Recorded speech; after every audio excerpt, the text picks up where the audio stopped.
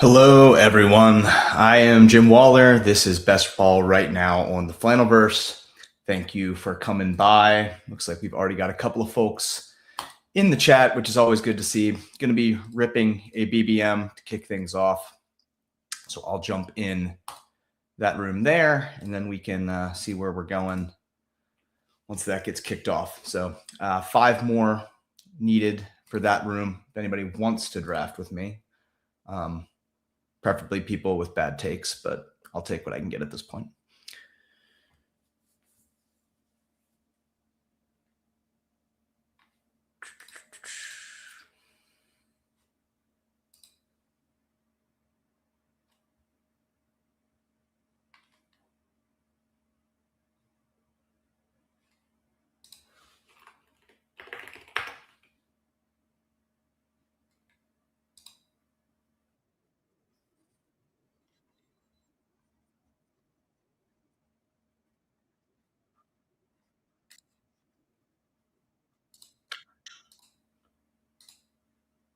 So we definitely could do a Badge Bros Brawl. I have not done one of those yet. I saw that launch today.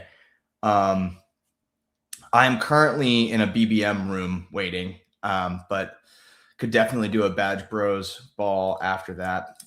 Thanks for joining, Andrew. Yeah, as I said, BBM. So if you want to come in, and looks like we're filling up, maybe from people from this chat, maybe. Hopefully we don't run into the fan speak folks in this one. Oh, look, it's actually loading, which is good. So we hit 12.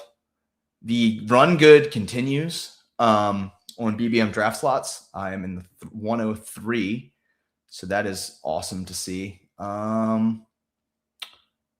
don't recognize any of the names in here, though. Lots of badges, so totally could be someone that I'm not familiar with.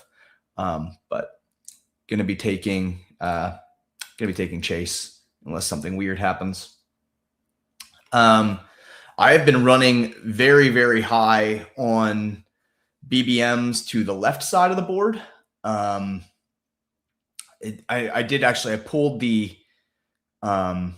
pulled my BBM draft position chart before I jumped on, so I can share that after this draft. But it's really interesting when you look at stuff like that and you realize, on top of all the other variants that exists within best ball, the amount, the draft slots that you get, and players you have available to you in the first round specifically, but also the second round, sometimes third round, etc. It is heavily stipulated by which draft picks you end up with. So stoked to get more Jamar Chase. I love drafting from both the 101 with Gibbs and 103 with Chase. 102 is fine with Bijan, but I'm slightly less excited about him, just due to random biases that I haven't been able to kick yet, but I do take him at 102. But my 2 highest owned BBM first round picks so far on the side of the board are certainly Chase and Gibbs, based on the draft slots that I've gotten access to. So that's been pretty sweet. We'll see what happens coming back to the other end. It gets it's been getting a little repetitive at the 2-3 turn recently. So I'm hoping to see maybe that shift up a little bit with the kicking off of training camp news. With news kicking off today, I know there was a lot of hype around Jonathan Brooks. There was some Malik Neighbors positive news with him avoiding the preseason pup list, or the training camp pup list. Apparently it's not been completely decided if he's going to be able to pass his physical or not yet. So I saw some conflicting reporting there, but at a minimum, he is not on training camp pup yet, which is a somewhat favorable development. Curious to see how that affects his ADP immediately. If he's not out there practicing, is he going to stay where he's at, or are we going to react immediately and pull him back towards the front of round 3, where he was kind of a 4th round pick as recently as, or early 4th round pick as recently as yesterday. So really curious to see how that works out. I am certainly Neighbors curious in the late 3rd, early 4th in BBM. Kind of one of those things that I've taken a few shares, so I've been trying to feel things out. Want to have some level of exposure to him due to the end of season upside, but also wasn't eager to buy him at the higher prices. So I was completely out in the second round. And then I've kind of been feeling it out since then. So we'll see. I would doubt I will get Neighbors in this draft coming from the 303. I'll probably be in more of a wait and see approach for this one, but definitely curious to see where he lands. That's something I'll be watching closely over the next couple of days. So we are getting closer to our pick. Yeah, pretty excited with Achan or London. Both of those guys are not always available with Chase. So okay, and George Pickens goes. So that I think we've got to take Devin Achan here. Not a pairing. I don't believe a pairing that I have in BBM yet. I can certainly check on that. I'm actually curious now.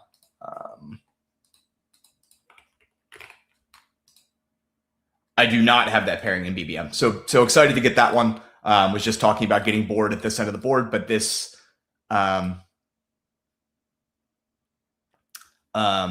this is definitely a pleasant development and makes drafting from this slot more exciting. Neil, yeah, I mean, I know we're all in on Jonathan Brooks in the Flannelverse Discord. I'm gonna run out of gifts to use to express my excitement. Okay, this is an interesting one. Jeremiah Love and Rashee Rice both available. I am going to go. I lean Love here. I have a ton of Rice, so I'm gonna take Jeremiah Love. I think that's a pretty exciting launching pad for this team. I don't really know why Love is still falling into the third. I know people are nervous about splitting carries in Arizona, and the offense isn't all that exciting. But I think we saw last year that they can put up plenty of garbage time points, and I tend to think that the exciting pass catching rookie is probably a guy who can make some magic happen when that team is down, which they will undoubtedly be. I think the offense actually could be kind of exciting as long as Jacoby Brissett is functional. There's a ton of weapons there with Love and Marv, Michael Wilson, Trey McBride, obviously. So I like a lot of what they're doing. I like the Week 17 matchup with the Raiders is one that could certainly show us some fireworks. So I'm excited to get Jeremiah Love there, but I'm a pretty big Rashee Rice bull as well. I think, honestly, the tiebreaker there was just that you already have Jamar Chase, and I think it's likely that there will be some receivers I'm pretty excited about, at least coming back in round 4. But either way, Chase, Achan, Love is not a start that I have, not a start that is available very frequently. So that's always good to get in a contest where you're trying to beat like half the country.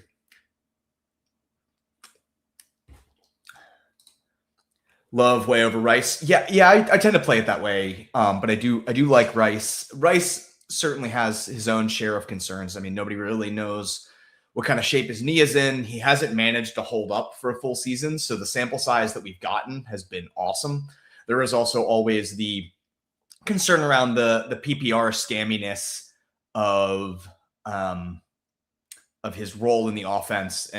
But the pass catchers in Kansas City are about as lackluster as they've ever been. So we'll see.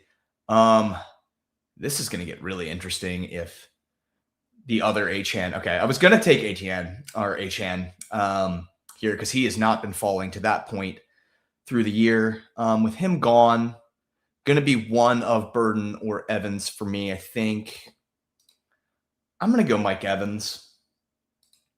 Want a little more exposure to him. I love Loveland.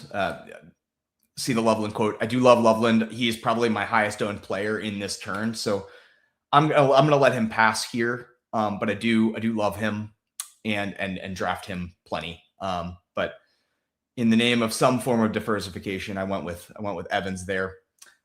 This is, well, I mean, I guess if you're making me take him, Sure, I'll take Cam Scatabo.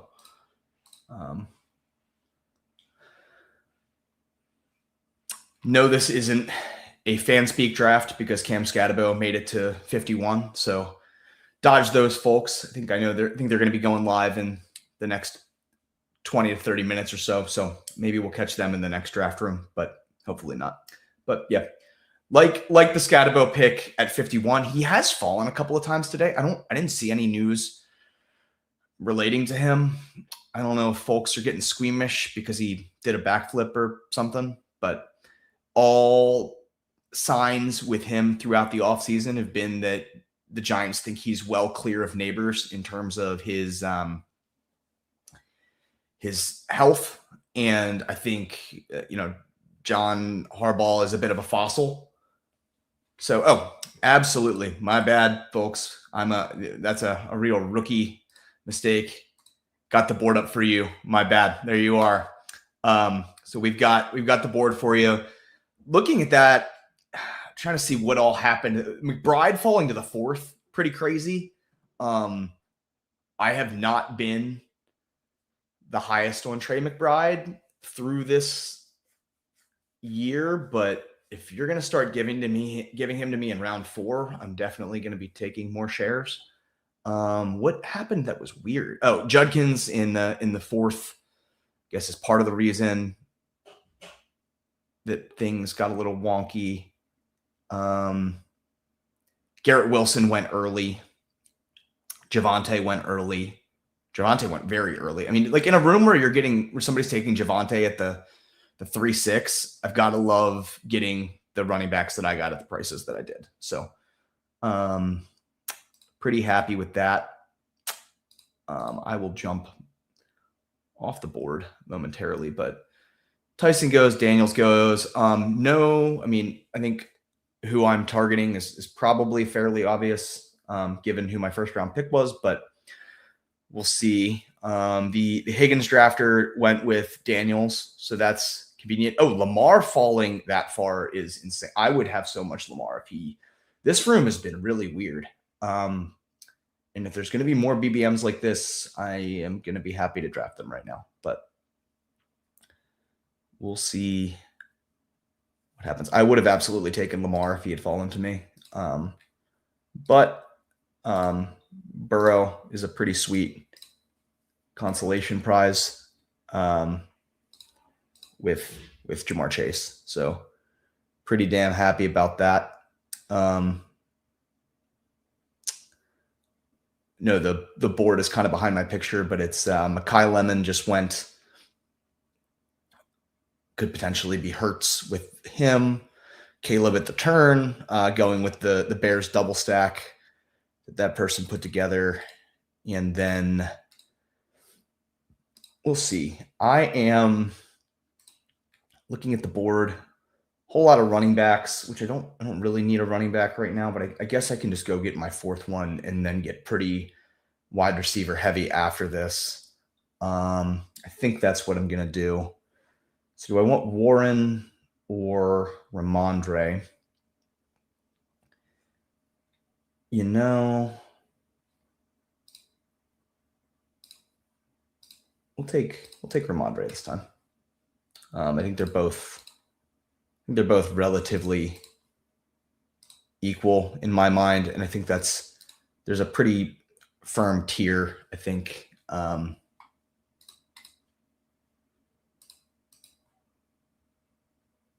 pretty firm tier break after that. So I'm expecting to like some of the receivers that make it back to me. Going to definitely need to go wide receiver heavy to dig us out of this hole. I don't do a ton of 1-4-2 starts. I tend to like going a little more wide receiver heavy, but the way this board fell,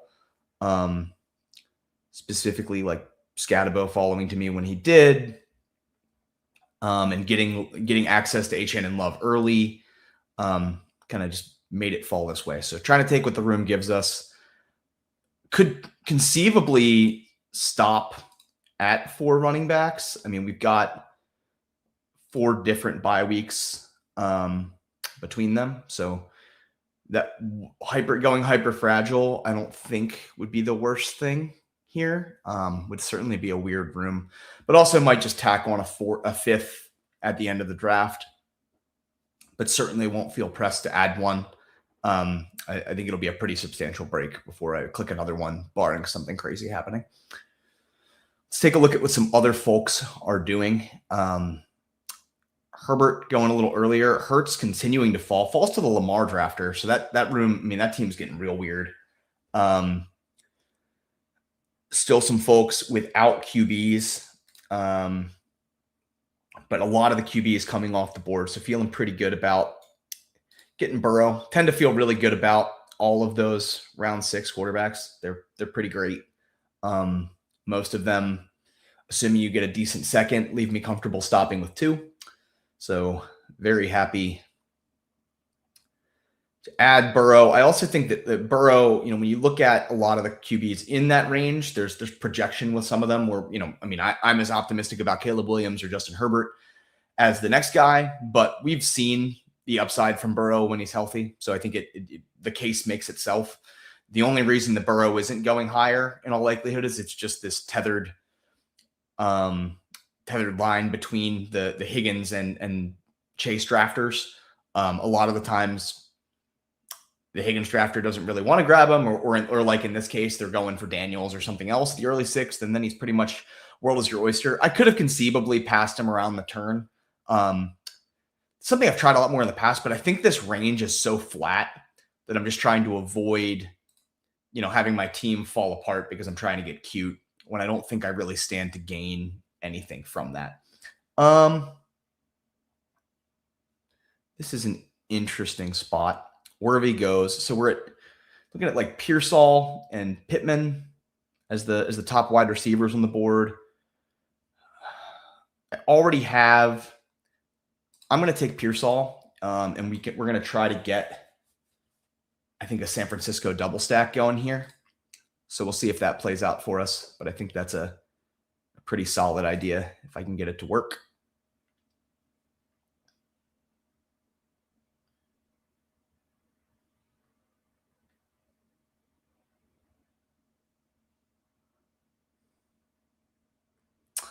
Apologies to Neil. I won't be taking Jonathan Brooks in this one. So the shares of the Brooks shares will not be increasing quite yet.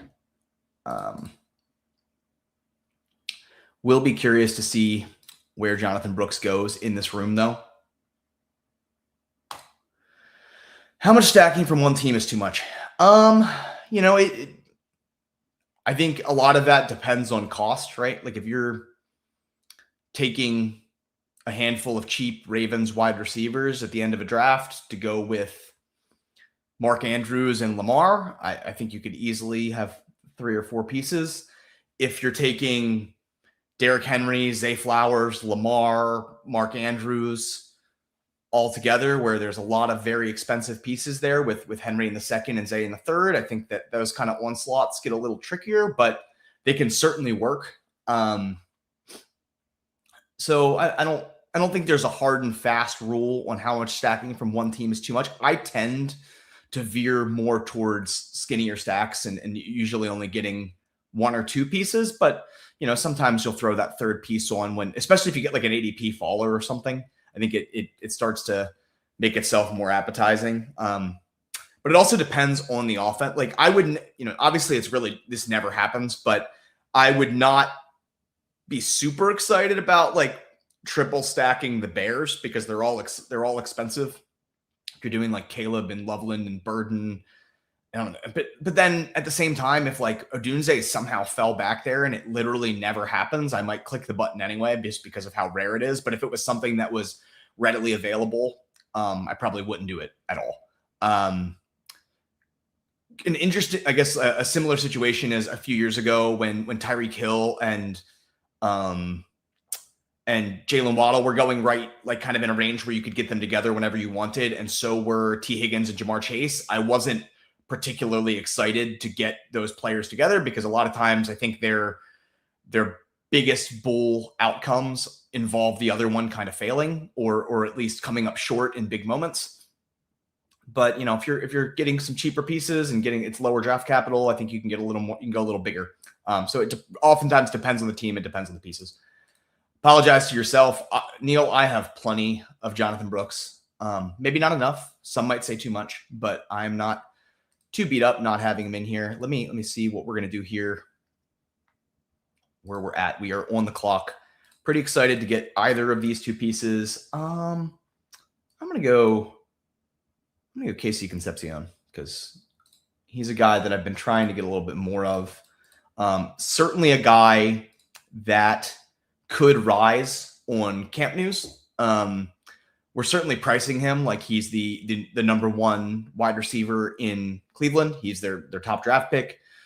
There was some buzz on Boston. There were some preliminary quotes about how Judy is still, quote unquote, the guy. But if we get bullish news about how they plan on using Concepcion, he's a player that is at least sort of reminiscent of Zay Flowers, who Todd Monken just had a bunch of success with.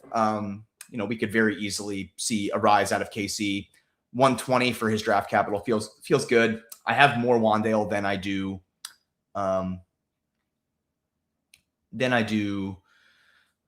KC. So excited to get a little more of him there as my fourth wide receiver. In this spot, I'm going to take Mark Andrews as a bring back to the Bengals stuff I'm doing. The Ravens play the Bengals in week 17. And the Bengals defense is bad. So we'll grab a piece of that with Andrews. Let me scroll this up a little bit for you so you can get a little more view of the board.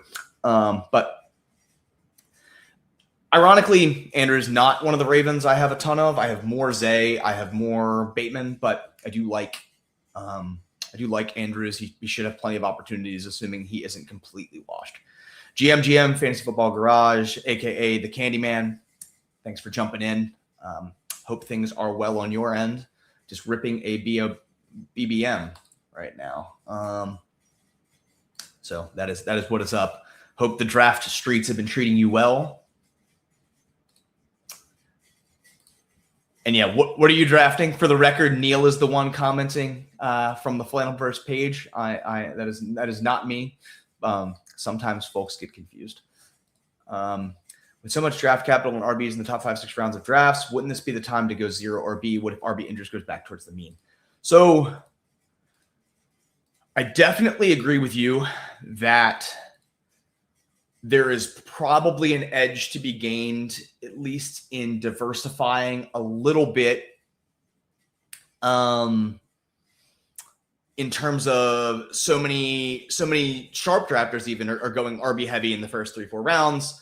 Maybe more wide receiver forward builds will be more rare, especially in those that are built optimally. So I would agree. One of the current concerns I have of true zero RB, and honestly, like definitions are kind of like where do you start with a zero RB?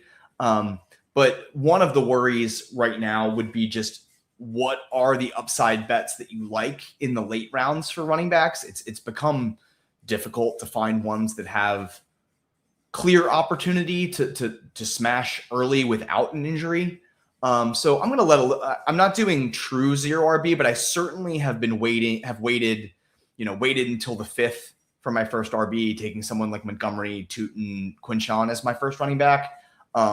You can get guys like Pollard, Ramondre, Jalen Warren in that next round. So I'm very comfortable with those guys as like my RB 1 through 3. The upside RBs late, unless you're taking pure handcuffs, is a little murky, but totally see your point. And oftentimes it pays to vary from what the field is doing. Let's take Omar Cooper, get ourselves a little more wide receiver upside with another rookie. Jets are pretty sweet. So, or the Jets rookies or young guys are pretty sweet. The Jets are pretty terrible, but should hypothetically be weaker defensively than the Jets of old. So we should see if Geno can still throw it all. I think some of those weapons will pay off at cost, assuming Garrett Wilson isn't scoring all of the points. Coming back around on this next wrap. And I don't really want Naylor. I'm gonna take Aronde Gadsden. Someone I've been clicking a little bit more recently. The Chargers tight end room is obviously a little murky with the Kohler Bear and David Njoku in there, but Gadsden showed a fair bit of upside as a rookie, and I think in a 3 tight end room could give us some decent spike weeks. Didn't think he would survive a Miami bachelor party. It almost got me. I'm pretty sure I ended up with COVID on the flip back, but we're running back pretty much 100%. What's up, Dev? Thanks for joining. Thank you for the beautiful thumbnail featuring Jalen Waddle, who I was hoping to talk about, but ended up on the wrong side of the draft board to do so. But he's certainly been someone that's climbing, given hype around him in the quote-unquote proverbial Joker role in the Sean Payton / Davis Webb offense. BBM 2, maybe my last pug if I can fill it. Yeah, I maxed the pug like yesterday. I'd been kind of waiting on those a little bit, but those were fun. It's a fun structure, decent chunk up top. And I was lucky enough to find rooms that filled pretty quickly when I did mine. So I was just kind of feeling those out. I haven't done any pugs yet. The Mallard decoy did not make the trip. I'll have to bring the Mallard decoy on stream at some point. It's a great drinking vessel. And I'm sure we could create some kind of fun content out of that, but we'll have to get that into one of the thumbnails eventually. Did you just say you got COVID? Yeah, I'm pretty sure. I never tested myself, but I was a little sick and then was at a family vacation afterwards. And then my cousin's husband ended up getting sick and tested himself and had COVID. So I think I might have given it to him when I got down there before I realized I was sick. So 50-50, but it was mostly just felt like I was pretty congested and felt like I had a pretty rough cold, but odds are it was COVID based on somebody else testing positive who spent some time around me before I realized I was sick, but all's well, ends well. I think we're doing okay. We are back up on the clock. I am going to take Deebo Samuel, someone I'm assuming will be rising if he ever does sign. It's been talked about a bunch, but seems like he is very eager to play football this year. He is posting videos of himself working out. So feeling pretty optimistic on that front. Don't love any of the running backs. Don't need a third quarterback. So we could go Trey Harris, or we can go, let's just take Gunnar Helm and be done at tight end, I think. Tight end sometimes, and we'll pull up the board, but tight end sometimes runs out by 190, depending on how frothy the board gets. That's right around Freiermuth's ADP, which is he's basically the last call for me in terms of tight ends that I have any degree of excitement about. So pretty happy to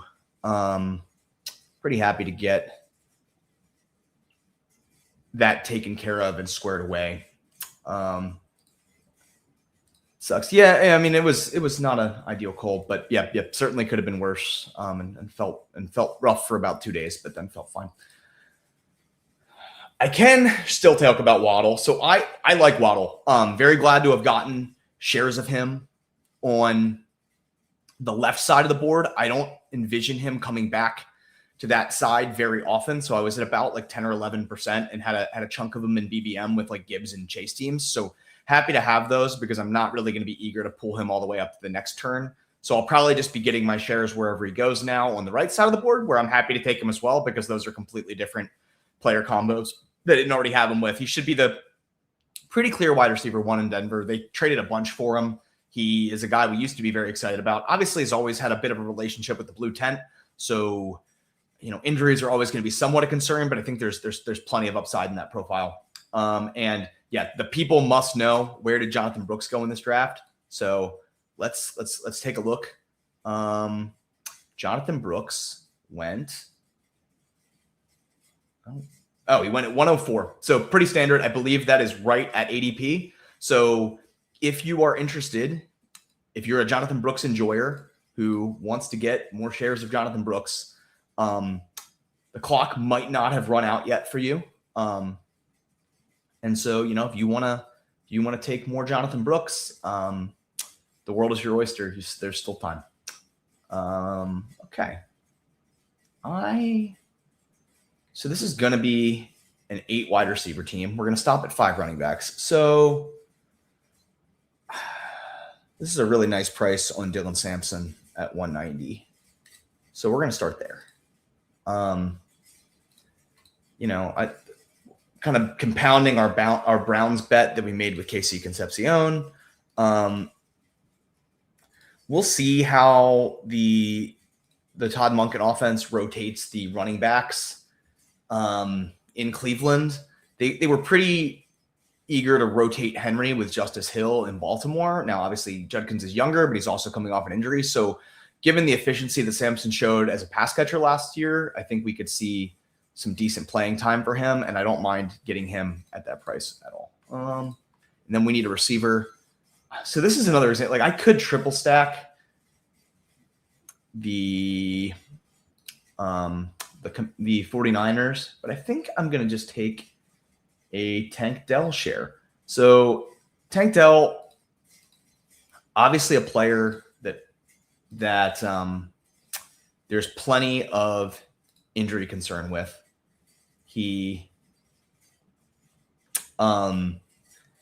But he did just show a video of himself working out with Matthew Golden and cooking him from a route running perspective. Obviously, Dell is always the type of player that is going to look exceptionally impressive when the pads aren't on in shorts and t-shirt season. But assuming he can play, he was incredibly effective basically from day one in the NFL. Him and CJ Stroud had a pretty awesome connection. And so not a player I want a ton of, but I don't have a ton of. And in an 8 wide receiver build where I'm looking for some upside, I think that's a risk I can afford to take. I don't necessarily need him producing from the jump. Well-known Chinese proverb, the best time to draft Jalen Waddle was 2 months ago. The second best time is now. I believe that Chinese proverb also applies to Jonathan Brooks. It is very possible we are at last call for Jonathan Brooks in the 100s. I know he went at 104 in this draft, but if the hype continues, if the steam continues, I can only assume he's going to jump Chuba eventually, or at least be dabbled with. I know I don't draft on FFPC, where Brooks is obviously like a more favorable upside play from a redraft standpoint, but it was already happening there when I first saw some early draft boards go on that contest. So if people are already willing to do that in $2,000 drafts, I can only assume that the slappies on Underdog can find their way to drafting Jonathan Brooks in the 80s. We hyped Bill Krosky Merritt into like the 70s or 80s last year, wherever he ended up finishing. I mean, nobody's particularly excited to draft Tony Pollard and Ramondre. Like, what is stopping a healthy Jonathan Brooks from going into that range? I'm pretty excited to draft Tony Pollard and Ramondre, but that's like a weird thing that I'm into. So with all that being said, I am pretty happy to click Brooks at 104, especially in time boxed stuff where nobody got him any cheaper than that. But yeah, it might be last call. And Waddle, if he keeps climbing into the third, so be it. Neil is going to adjust our layout. Okay. Yeah, we can adjust my camera too. Oh, there we go. Boom. Neil, the man. Look at this. This is the kind of support you get on the Flannelverse when you have no idea what you're doing streaming. You have Neil come in and use his wisdom and expertise and years of experience to make this happen. All right, we're at our last pick, and wide receiver has been completely taken out. So I'm leaning Surratt based on what I can see. Is Keenan Allen gone? Keenan Allen is gone. I think this is an Elijah Surratt spot. It's that or Chris Brazzell for me. They're the only interesting ones. But I'll double stack the Ravens as bringbacks to the Bengals. Didn't really like anybody else that was going there. Christian Kirk is fine, but I already had the 49ers that I've kind of made my bed with on that team. Brazel is the other one I would have considered. A lot of times you can get Rashad Bateman in that range, but where did Rashad Bateman go? We might have had a real Rashad Bateman, unless I missed him. We might have had a real Rashad Bateman enjoyer. Yeah, no, 211. Never mind. That's normal. Okay. I completely missed him. But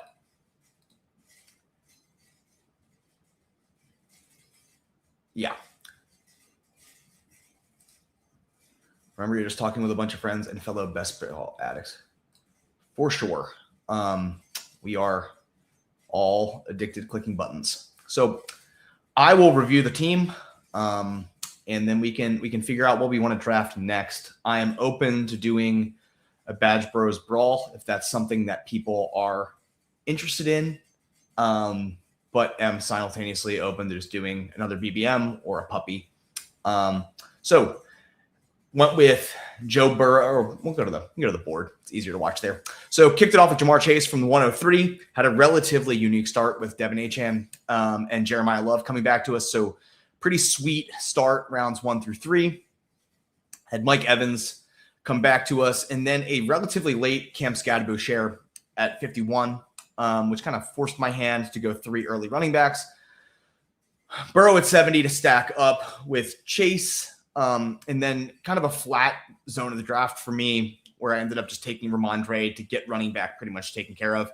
Pearsall to double stack the 49ers and with Purdy, Casey Concepcion for some rookie upside in the wide receiver room. Andrews and Gadsden, my first 2 tight ends. I think Gadsden has a lot of upside, and Andrews should have a lot of runway to get a lot of the Ravens' tight end action. Their only other options are 2 pretty late rookies and Durham Smythe. So nothing too inspiring in the Ravens room.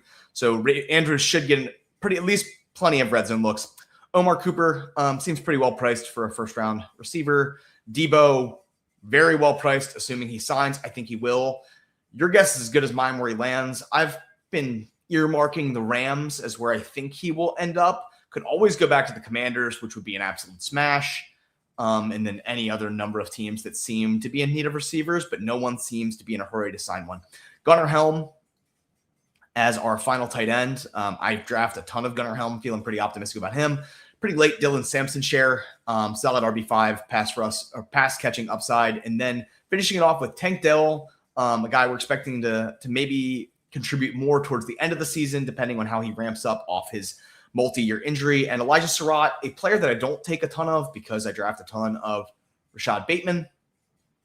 But I'm happy to get shares of him at the very end of drafts. He's probably the 3rd Ravens receiver that I'm most interested in over Tez Walker and Jacoby Lane, though I am very open to changing my mind, depending on what the reports are like from Ravens camp. There was the most recent quotes that anyone is citing regarding the Ravens was first that, they mentioned LeJohntay Wester, which I think is completely irrelevant for fantasy. But the piece of that I noticed on Coach Speak Index that I thought was interesting was DaCosta saying that Webster impressed him when he was filling in for Zay Flowers. And so the takeaway from that being that we might see more of Flowers in the slot. Now, people might think, well, Zay's small. He always plays in the slot. But I think Zay's slot rate was something like 37% last year. And so, there is if he is going to play more in the slot, I think that's more bullish for one, Bateman, who could be maybe used in the Z, which is probably where he's naturally best. He's been kind of put in some awkward spots out of necessity for the Ravens. And so Bateman, that would be good. And that also might mean that they're going to be throwing a lot more Tez Walker or Jacoby Lane in the X. And if that happens, it could get pretty interesting. The bull case for Surratt has mostly come from people thinking he could play the big slot, but I would think that Declan Doyle will throw a bunch of different looks. But my bigger takeaway from the commentary from DaCosta was that maybe we'll see more Zay in the slot. There was some Zay commentary. I think the rest of it was there was some bullish Zay stuff as well. I think everything they've ever said about Zay is bullish. They've mentioned that they really want to pay him, and so that's certainly bullish. I'm happy to take him in round 3. I'm a pretty big Zay fan, and it's one of those situations where if he ever runs particularly hot on touchdowns in a given year, he could be an absolute smash.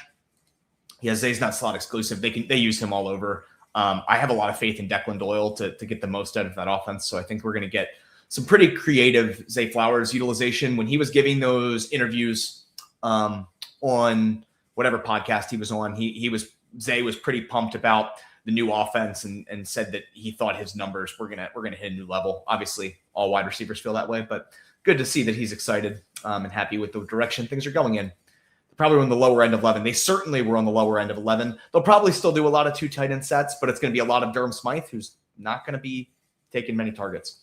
So pretty happy with how that draft went. Love a Jamar Chase team. He's probably my favorite round 1 pick.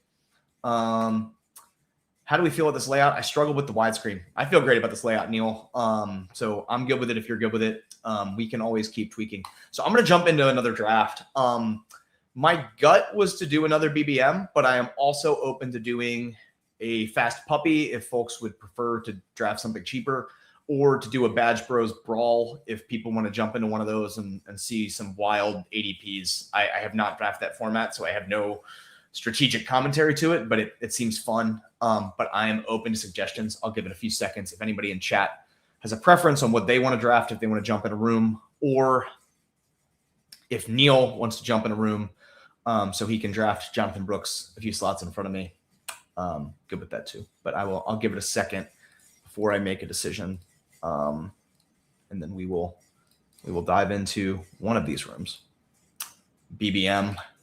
Yeah, the people always love BBM. Cool. I'll go into BBM. Something tells me we're gonna just like run straight into a fan speak room, which it's never the most optimal. Okay, we have 7 to fill on BBM, so plenty of room if people want to. I am open to staying in this room. Okay, it's filling pretty fast. So some of you are joining. Some of you think that I am not particularly sharp and are eager to come in and have me pay the rake. So cool stuff. I didn't really have any other particularly insightful comment on Waddle beyond the fact that I think he is pretty comparable to a lot of the receivers that go at that. Was that at the, I guess it's the 3-4 turn? Like his upside is at least fairly comparable to a Garrett Wilson or Tet McMillan. Like we've certainly drafted him in that range in the past. He was a 3rd round pick on the Dolphins when he was playing with Tyreek, or was he a 2nd round? No, like a late 2nd round pick, I believe. Early, not 3rd round, definitely.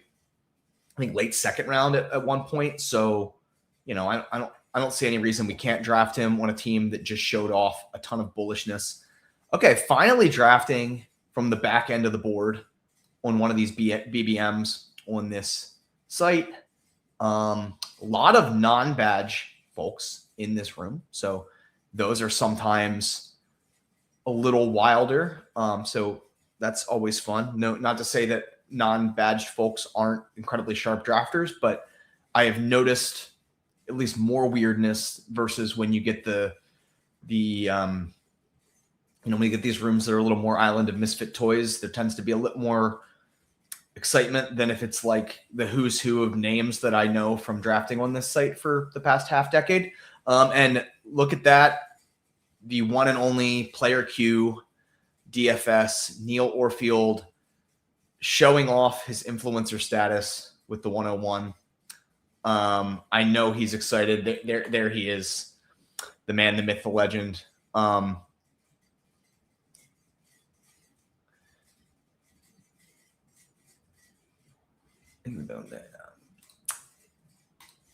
My only hesitation model is making the bet on Knicks. He proves top 5 with Tua. So how bad it could it be? I'm with it. Yeah. I mean, I'm kind of buying into, and I've been, I listen to a lot of the Establish the Run guys and Ben Gretsch doing their projections, and then other folks in the space that are pretty bullish on the Broncos. And I don't have a ton of Bo Nix, but I think he's probably underpriced. So I've been trying to get more of him recently. Whereas there were some other QBs I was prioritizing a little bit earlier. So yeah. I mean, Tua made it work. Davis Webb and Sean Payton can almost certainly make it work. So I like Waddle. He's someone I will certainly be looking for on this side of the board. If he ends up there in the range I'm drafting in. Oh shit. The bro showed up to bully from the 101. Yeah. Neil coming in to show me who the true alpha of the Flannelverse is. We also have Fantasy Dog Pound in this room. Friend of the channel, an opponent of mine on Best Ball Jeopardy earlier this year, and I'm going to take CeeDee Lamb here at the 111, which is kind of fun. I like Lamb a little less than some of the other round one options, but at 111 he feels pretty good. And I tend to like how the running backs have been falling in round 3 and 4. And I'm sure we will get one out of this bundle of green. I'm going to look at my BBM solver real quick just to see who I have Lamb paired with, because I don't have a ton of Lamb shares. I don't have Lamb and Saquon. I don't really like Lamb and Saquon. You know what? Like, why not try and believe in something? So we're going to take Derrick Henry. You gotta, what do we believe in? I mean, what am I going to do? Take Saquon Barkley just because everybody, I like Waddle on my May teams. Yeah. I'm trying to think. Yeah, I did one of those recently where I pulled up AJ Brown a little higher, got May, and got Waddle, and did that stack. And I thought that was pretty fun. Haven't done it in BBM yet, but that's more a result of the AJ Brown price changing and the Waddle price changing. So I'm anticipating I will do that at some point soon, but obviously not in this room. Didn't realize you took down the champ in Jeopardy. Did Dog Pound win last year? I didn't know that. But yeah, the other update from the, and not a spoiler alert in case any of you have not watched Best Ball Jeopardy, but Neil wiped the floor with me last night. So he's really just been, Neil has been mogging me, both in the Jeopardy streets and in the, and on the draft boards, getting the Influencer 101. He also showed me how to make a layout. So, Neil's just firing on all cylinders the past 2 days. Everything's coming up Warfield. Ravens homer. I am a Ravens homer, but I also like to think that Derrick Henry is probably a pretty good fantasy football pick based on years of evidence. Chase Brown guy here. I like Chase Brown. I think he's going to score a bunch of points. I have the Ravens homer in me always kind of veered away from running backs against the Ravens in week 17. But I tend to think that if somebody's going to beat the Ravens that week, it's going to be Jamar Chase. But Chase Brown can always score points. Chase Brown is awesome. He's clearly the bell cow there. I mean, what are we going to do? It was like Samaj P. Ryan. I would be shocked to hear any of the other running backs get buzz in that camp. I mean, I know we tried to make Taj Brooks a thing last year, but that went nowhere. So I think, Chase Brown is a perfectly solid pick. The Barkley playoff matchups until the 49ers in week 17 are pretty brutal. And Barkley looked pretty brutal himself last year. Now, maybe that was the offensive coaching being terrible, but I've just been more off of Barkley compared to some of the other running backs in that range, but I know a lot of people like him. But I mean, that green wall, I think it's really a choose your own adventure. And I lean Henry a lot of the time there. But we'll see. Coming back up on the clock. So So some things to note, Malik Neighbors still on the board. So the updates that we saw today have not scared people straight yet. Dog Pound taking Achan. And that leaving us open to, I don't know. I mean, I like Lad, but I have a lot of Lad. I take a lot of Javante in these scenarios. You know, we're going to do Malik Neighbors. And the reason that we're going to do Malik Neighbors is because he is a week 17 stack with CeeDee Lamb. If the health news continues to be favorable for him, I doubt he will remain on this side of the board much longer. Obviously, it's one day of reporting. He could very easily end up on PUP and fall a bunch. But I'm going to take at least one stab here. I'm not overly afraid of it. And let's take the cover boy, Jalen Waddle. We discussed him earlier. Pretty happy to be in here. Henry could be goated this year. Henry, yeah. So, I mean, not to make this the Ravens stream that it always turns into, because I have so many thoughts on that team. But, yeah, I mean, they weren't very good last year. The line's gotten better. He ran pretty cold and still put up, like, well over 300 points. Like, what he does in a mediocre season is what we are hoping guys like Hampton can do. Not that I don't draft Hampton, I do. Not that I don't draft Ken Walker, I do. But I think he's, the black marble idea that he, 1 year he's going to just completely stop scoring. I don't necessarily think it's going to go that way for Henry, because the Ravens have so little behind him that I think they would have a relatively inefficient Henry continue to get all of the goal line work anyway, which would still probably make him a pretty functional best ball pick. Sans injury, like everybody's looking to dodge. And then obviously since, the other stuff. Look what the Bears did to Philly on the ground last year, and they were splitting it two ways. I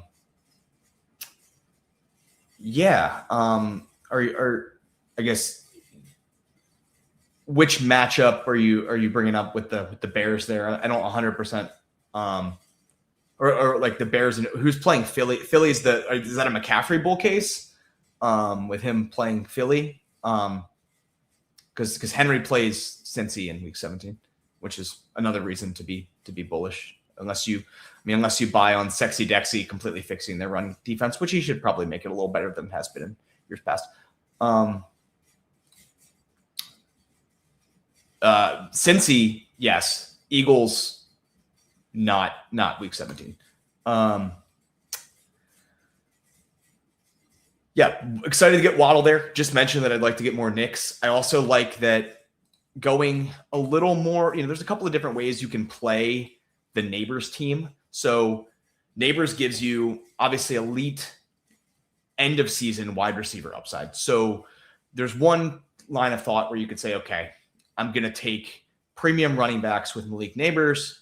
Neighbors is going to be my clear alpha wide receiver one, first round caliber pick guy, and my running backs are going to be premium. On the other end, if you get him with some premium wide receivers, they can help you carry the wide receiver spots while he gets healthy, and then you can just outplay. You can, have way more firepower at wide receiver than the other teams.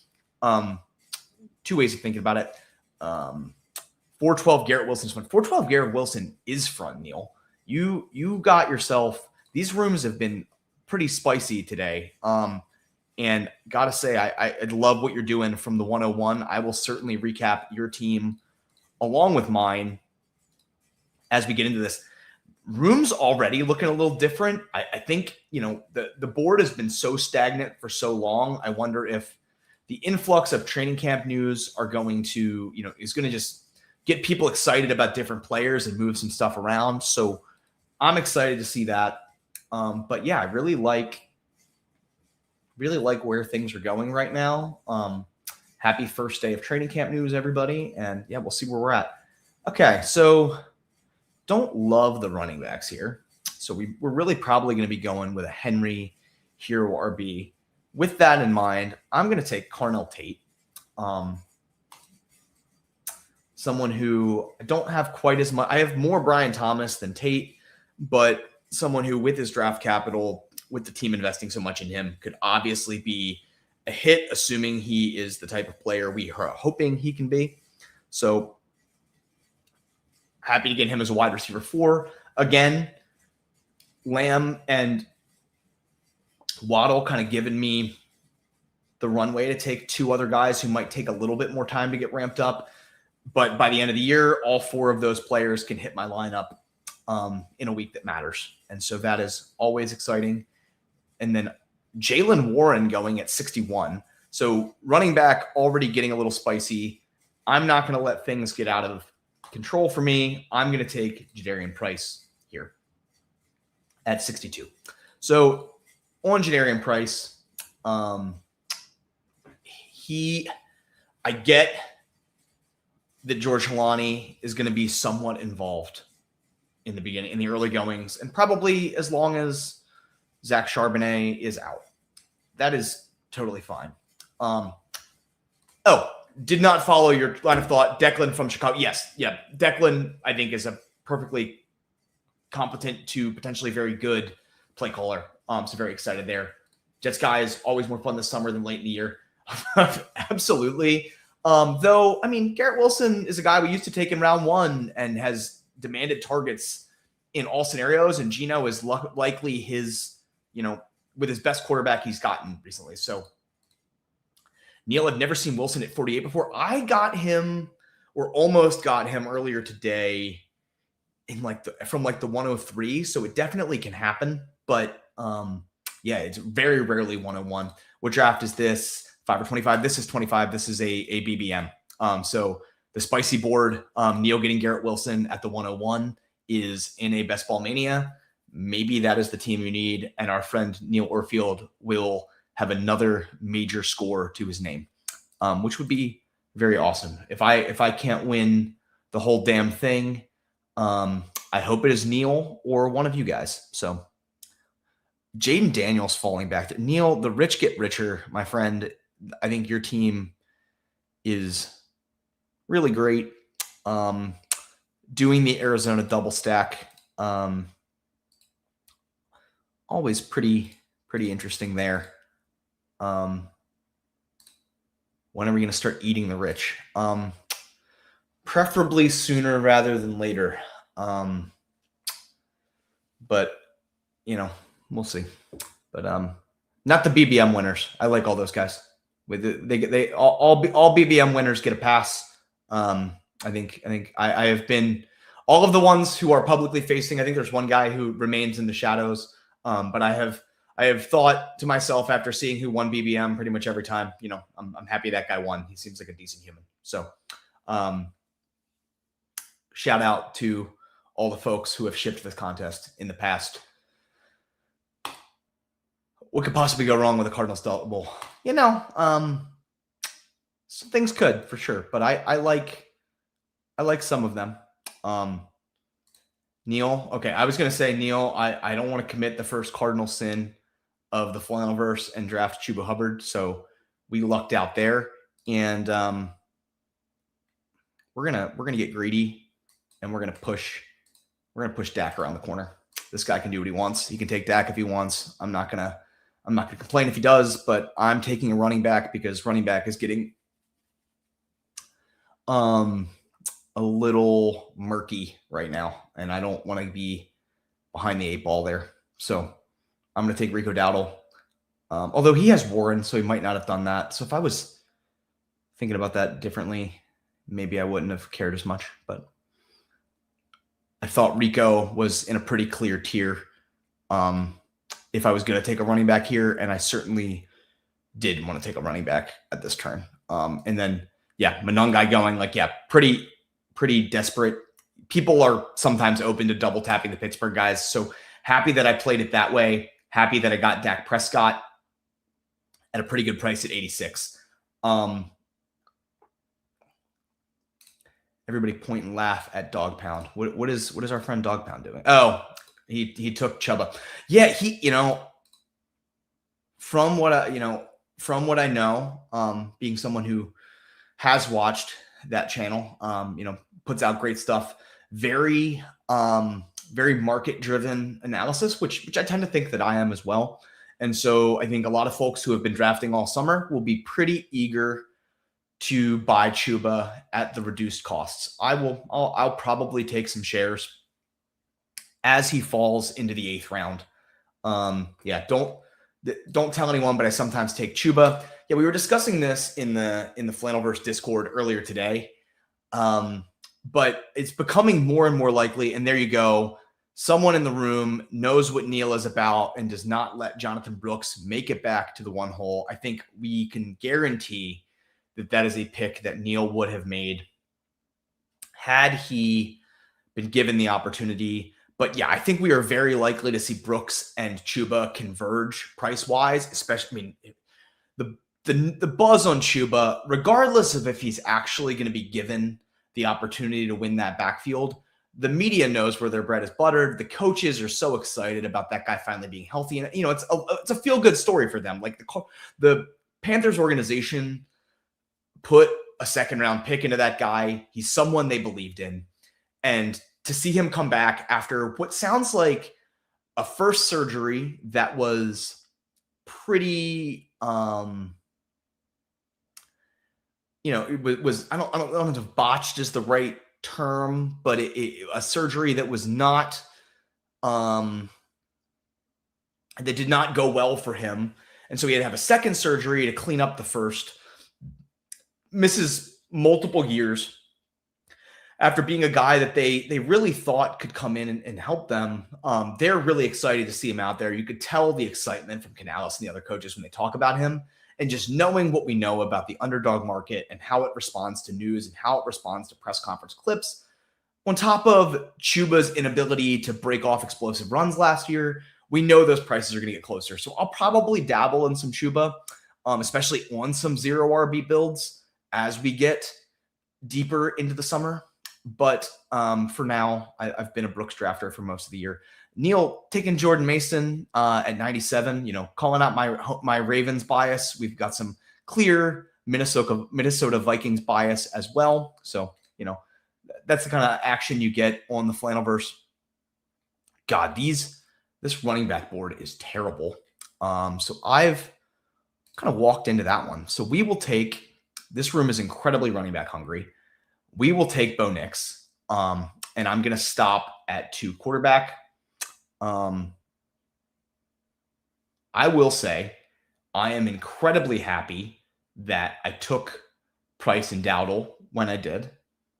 And I have a pretty clear idea of what I want to do here, which is going to be a bit of a reach, but I'm going to grab Bill Krosky-Merritt at 110.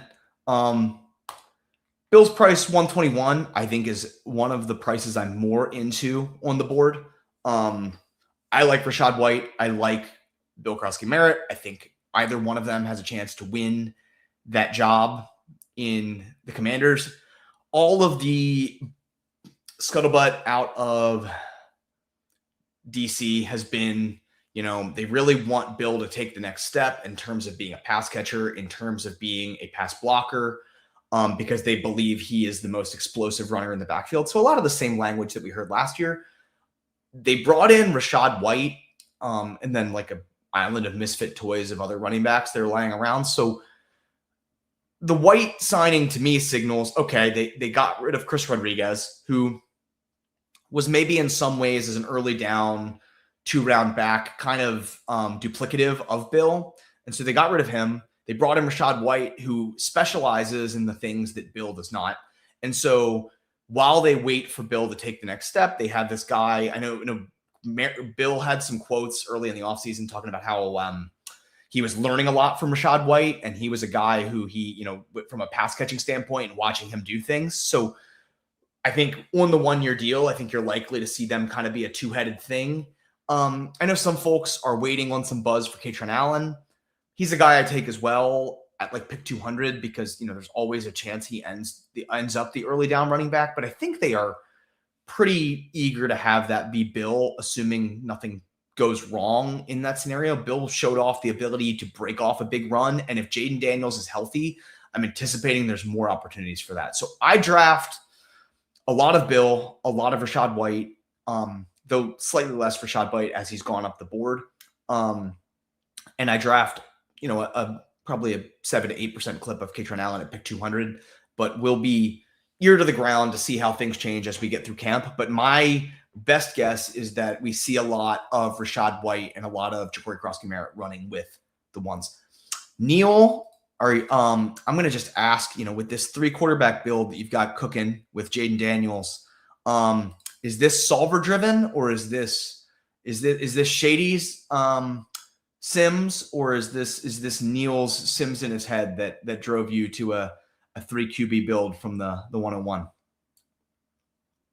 I should have just brought you into this stream to comment on your own team so that I'm not asking questions to the ether, but I'm gonna guess that was somewhat sim influenced. The Flannelverse channel is sim curious, though I do not have legendary upside in my brain. I do think they do some interesting things, but I don't think they're necessary if you prefer drafting without. Cool. So I am coming up on my spot. I wouldn't have minded the double or the double for the Giants as bringbacks against the Cowboys, but the next best thing, we get Jake Ferguson to stack on with our Dak Prescott. I don't get a ton of Ferguson because I don't end up with a ton of Dak, but this is a pretty favorable outcome, I think, for me. And then there's 2 guys here I'm pretty excited to draft, assuming one of them comes back. That was one of them. I'm going to take Rashid Shaheed here, adding on to my Seahawks bet and giving myself a wide receiver 5 that I think presents some pretty high weekly upside. Shaheed's a player that I've talked about before, but he is a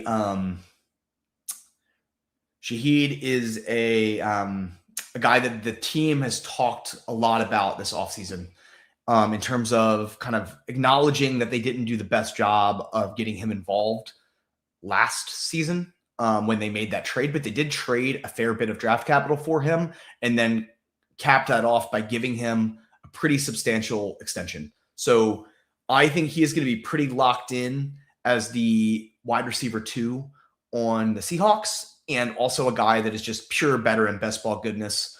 When you can get that at 134, I think that's a price that we would like. He compete, Horton showed a little something, and Cooper Kupp is always there, and he will certainly run some routes for them. But I think they're one of their priorities, if I had to guess going into the offseason, and has been what they said, it's like if you're figuring out how the Seahawks offense takes the next step, which Darnold had a pretty explosive passing offense last year, you got to think defenses are going to do more to try and key in on shutting down JSN.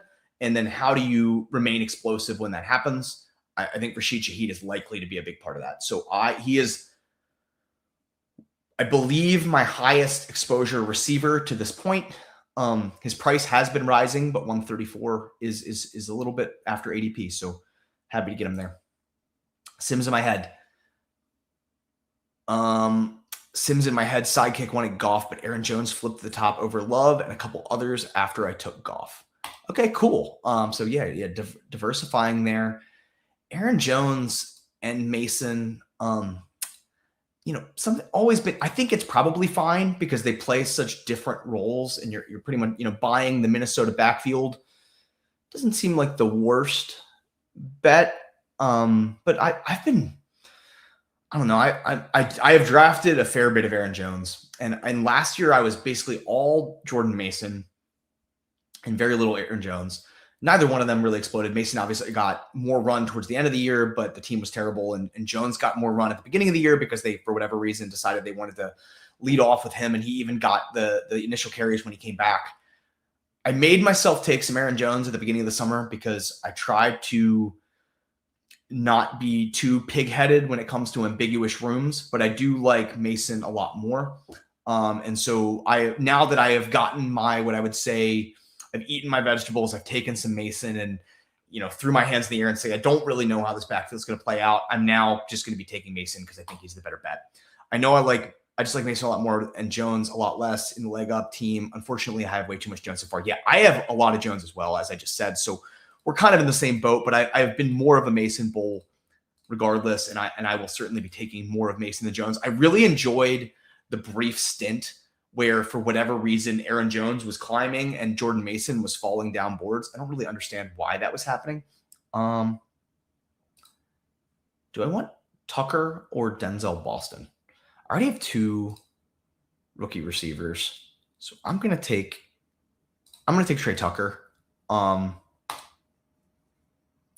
because I already have 2 rookie receivers, and so I'm just gonna take a guy who is likely to give me a little more oomph from the beginning of the year, especially considering I have neighbors in the fold.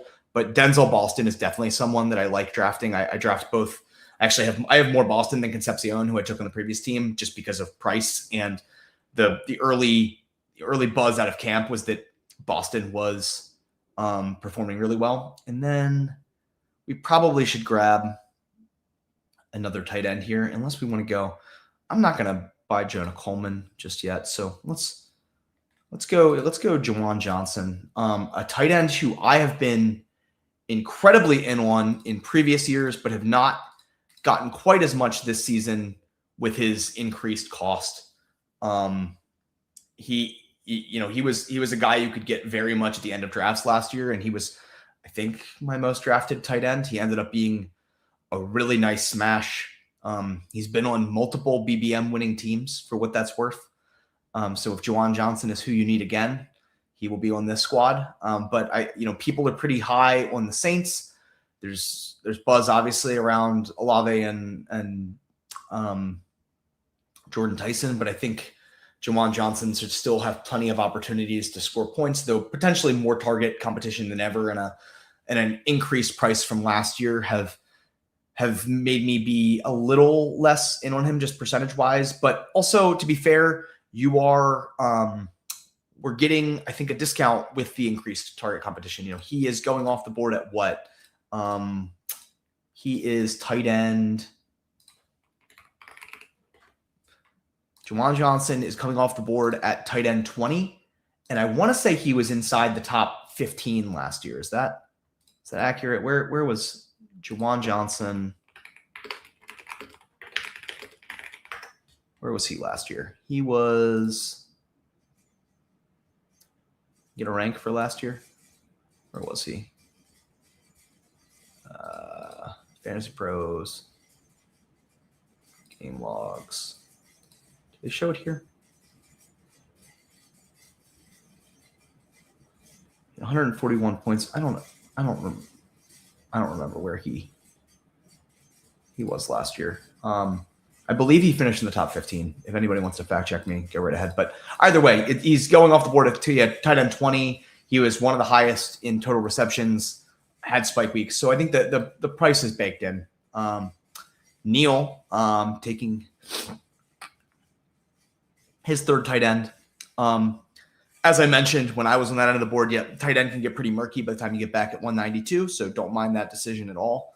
Otten is a guy that I don't get to very often, so would be curious to hear the Otten bull case if Neil has one, or if there was another reason that he chose Otten above a lot of the other flavor of the week tight ends that were available. AJ Barner coming off the board now. There's going to be a lot of tight ends coming off here. I do really like this late range of tight ends, which has led to a lot of early tight end builds for me, where I take some late ones to follow it up, or just triple elite or triple late tight ends. I don't get as many of the mid-tier guys, for better or worse. Coming up at 179, I do need some running back firepower, and I need a tight end. So tight ends, we are down to Dolchich, Ferguson, and Freiermuth.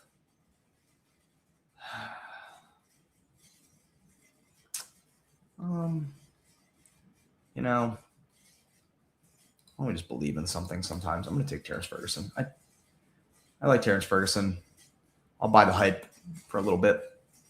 And then we really need a running back, and it's going to get murky. So we're gonna have to pull somebody up at 182 so that we don't get completely destroyed at that position. The question will be, who are we pulling up? I have a lean. Sean Tucker wouldn't be pulling anyone up. He would be the ADP decision. But the healthier Bucky has looked, the less enthused I have been on Tucker, though I have taken a fair bit of him. I'm gonna call my shot and try and get out in front of the news cycle. I've already got the Cowboys stack going. Let's assume we're gonna get a little more of a Jaden Blue buzz. I did see I didn't see the actual report, but I did read Sean Mitchell posts like daily camp news recaps, and I did see he posted some line about Cowboys insiders thinking Malik Davis could not make the roster, which would open the door for Blue and Phil Maffa.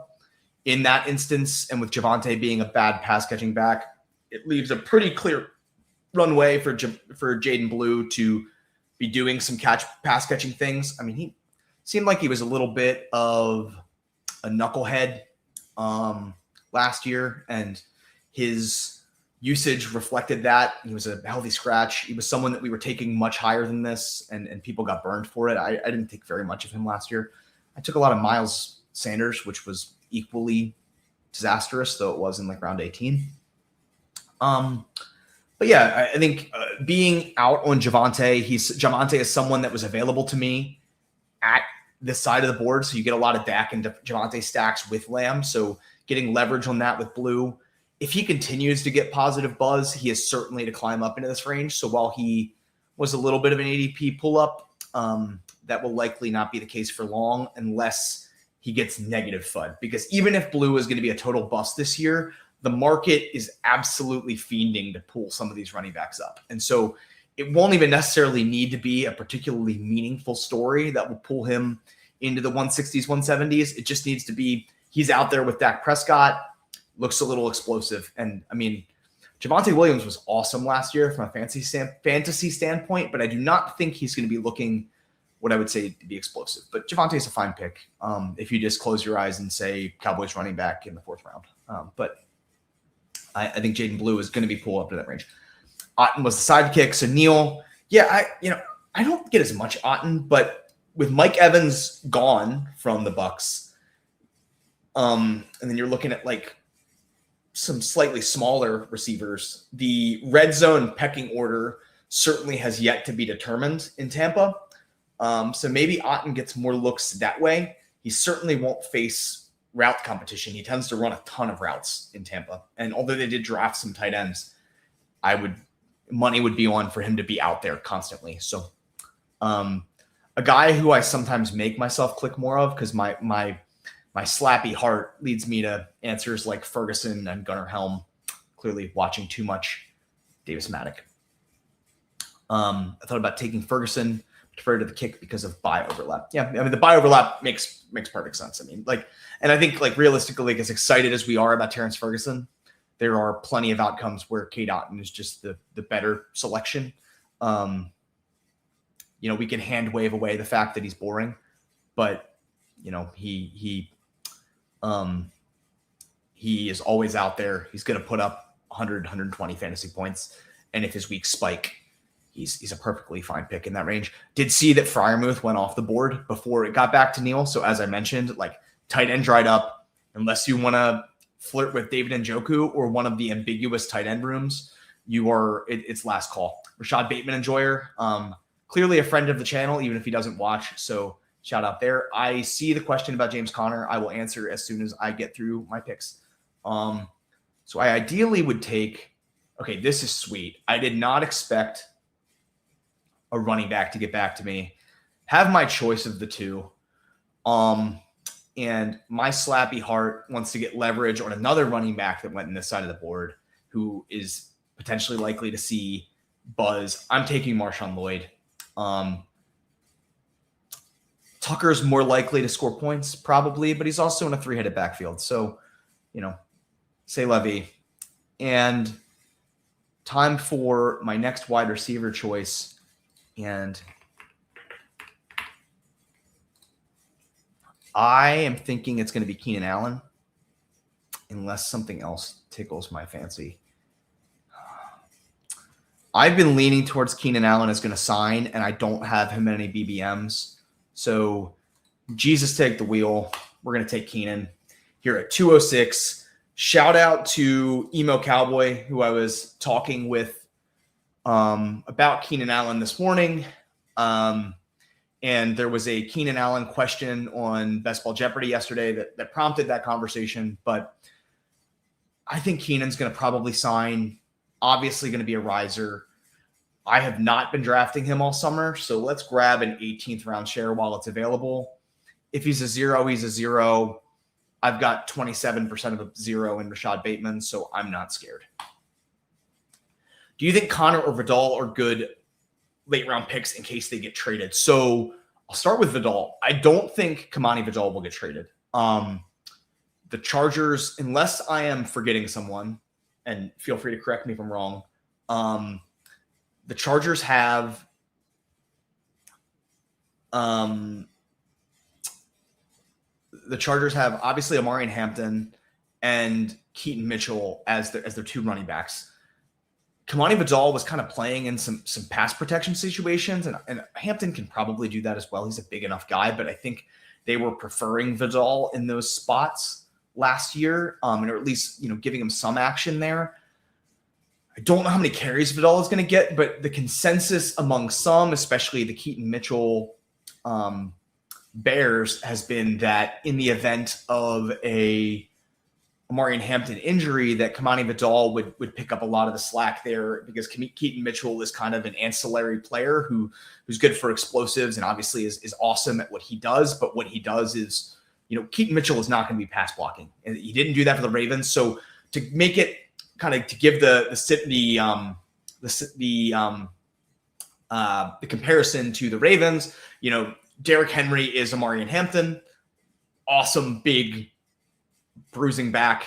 Keaton Mitchell is Keaton Mitchell from last year, and then Vidal is the Justice Hill role, where it's kind of a boring third down pass projection role. So I don't think they'll trade him. I think Vidal is a fine 18th round pick if you're not high on Keaton Mitchell's ability to take more of the work in the event of a Hampton injury. I think he's a decent handcuff, though Keaton Mitchell obviously complicates things. But Vidal's fine in that respect. I think probably more of a DraftKings 20 rounder for me, but also round 18 is really murky on running backs. I would wait on camp news on maybe that, but that would be my read on the situation. I think he's fine if you like that play on it, but I would not play on it hoping for the trade outcome, because I think just generally we tend to wish cast trades. The trades don't happen very often in the NFL. And so teams don't tend to trade away running backs, especially ones like Vidal, who they seem to trust a little bit in pass protection, who's literally free from a salary cap perspective. So if they trade Kamani Vidal, they just have to fill his roster spot, and the running back market is bare bones right now. So I think he fills a role that they're very happy for him to fill. I'm sure he plays some special teams, though I'm not 100% on that because I'm not as familiar with the Chargers special teams configurations. But knowing the front office over there with Joe Ortiz, I would think that they will probably be keeping him. James Conner is interesting.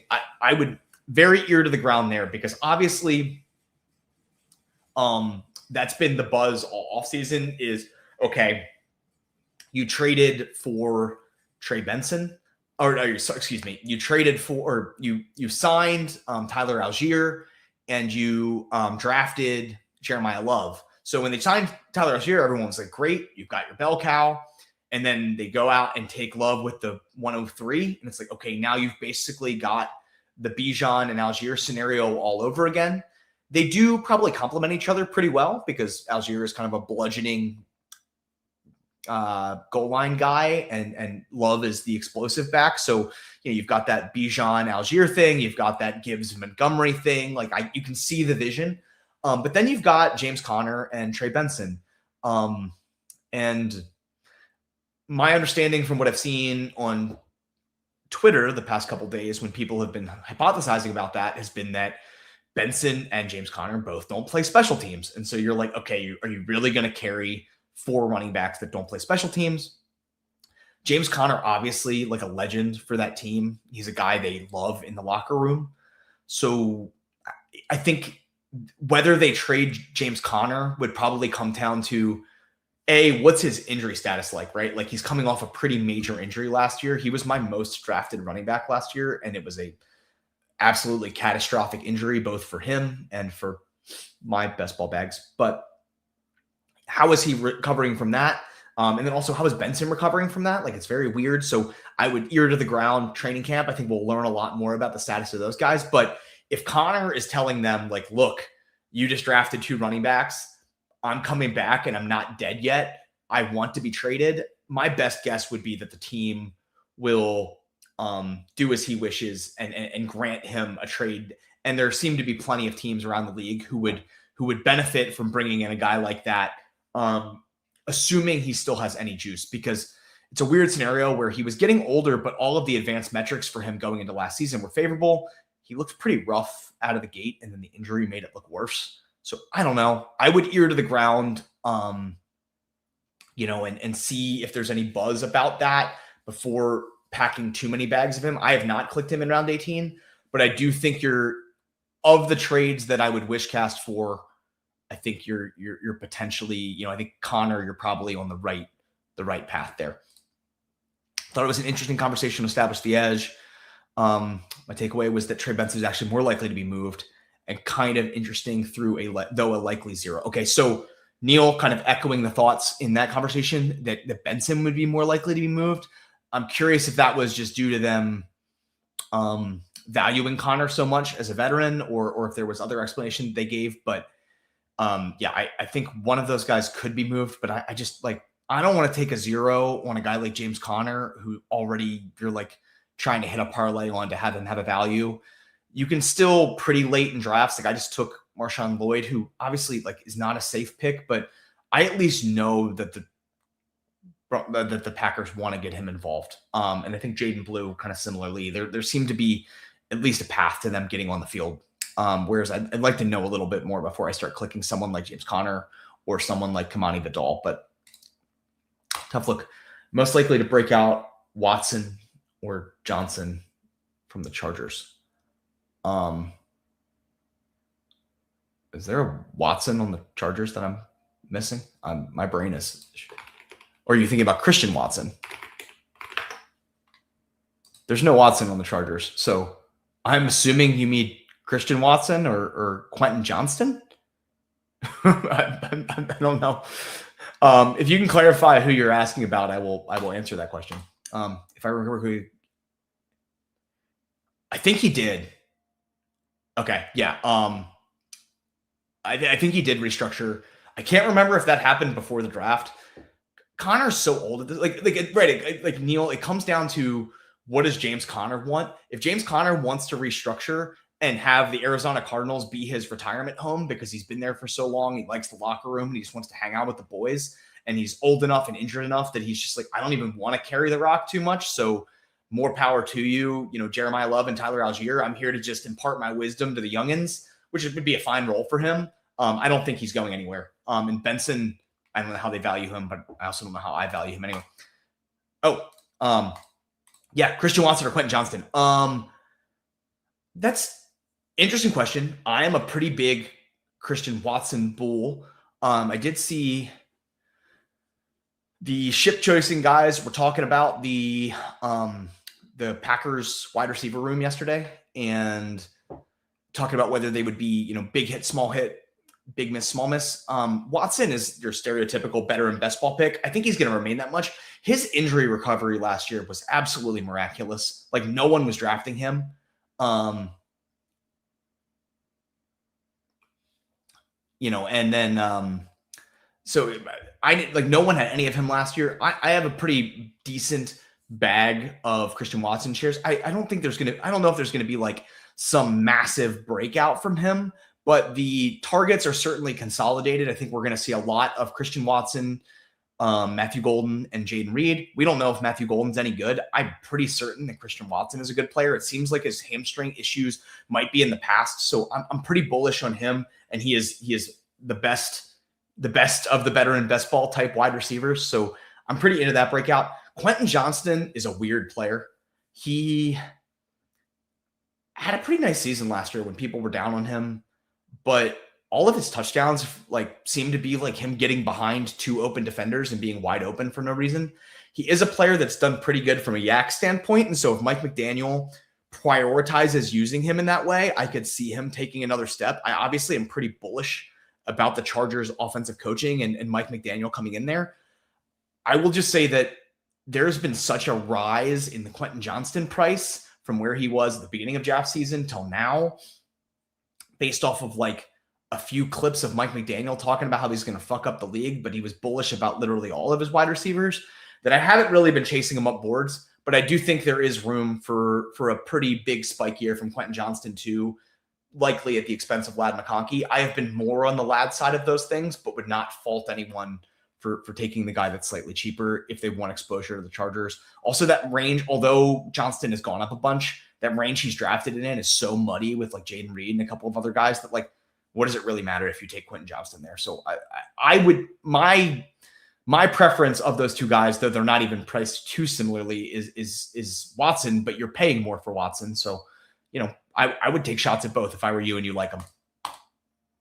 Neil's dog is begging for a walk. I will remember to hit the stop streaming button. I think I might do one more draft if people are going to stick around for it, because I don't feel like stopping. We've been at it for about an hour and a half, but I think I can give it one more. I will recap my team and Neil's before doing that. And if anyone else was in the room, you didn't shout yourselves out, but I'm happy to review anyone's team. So Neil kicked it off with Gibbs, Love, and Rice. Pretty standard start at that end of the board, but 3 players I am very high on. So shout out to Mr. Orfield. As we mentioned it earlier, he got Garrett Wilson at 48, which is an absolutely insane ADP value.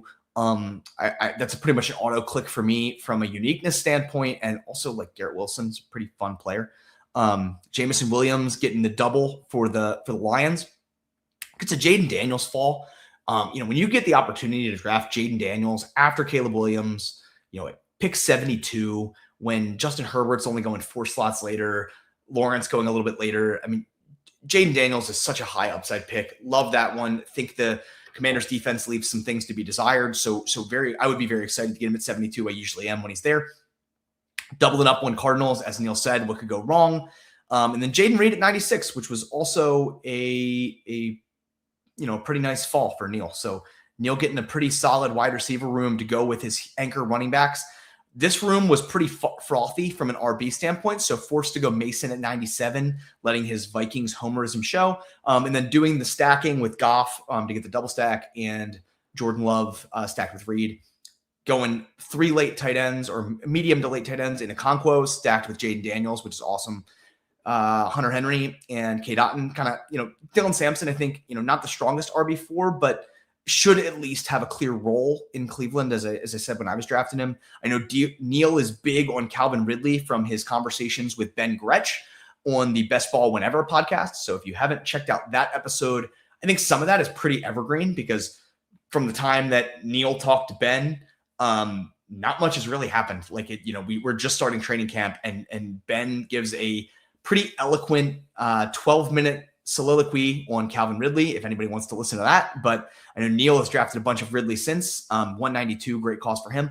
Neil going with the Katron Allen pick, a guy we talked about earlier on this stream. 193, a guy that could certainly rise up boards on some bullish training camp news. And finishing off with Treylon Burks, a guy that isn't often drafted. People are generally assuming that the Commanders will take another free agent stab wide receiver. If they just settle on Treylon Burks there, maybe he's the wide receiver 3, maybe he's the wide receiver 2, but not a guy that's being drafted a lot. So you're getting some leverage in that extent. Still a young player. I don't know. Maybe he still has his whole life ahead of him. And then recapping my own team, we have Lamb. We pulled up Derrick Henry to the turn because we are a Baltimore homer. Malik Neighbors to get the correlation with CeeDee Lamb. Some somewhat bullish news, as I said, on Neighbors today. I don't know how that's going to impact his ADP.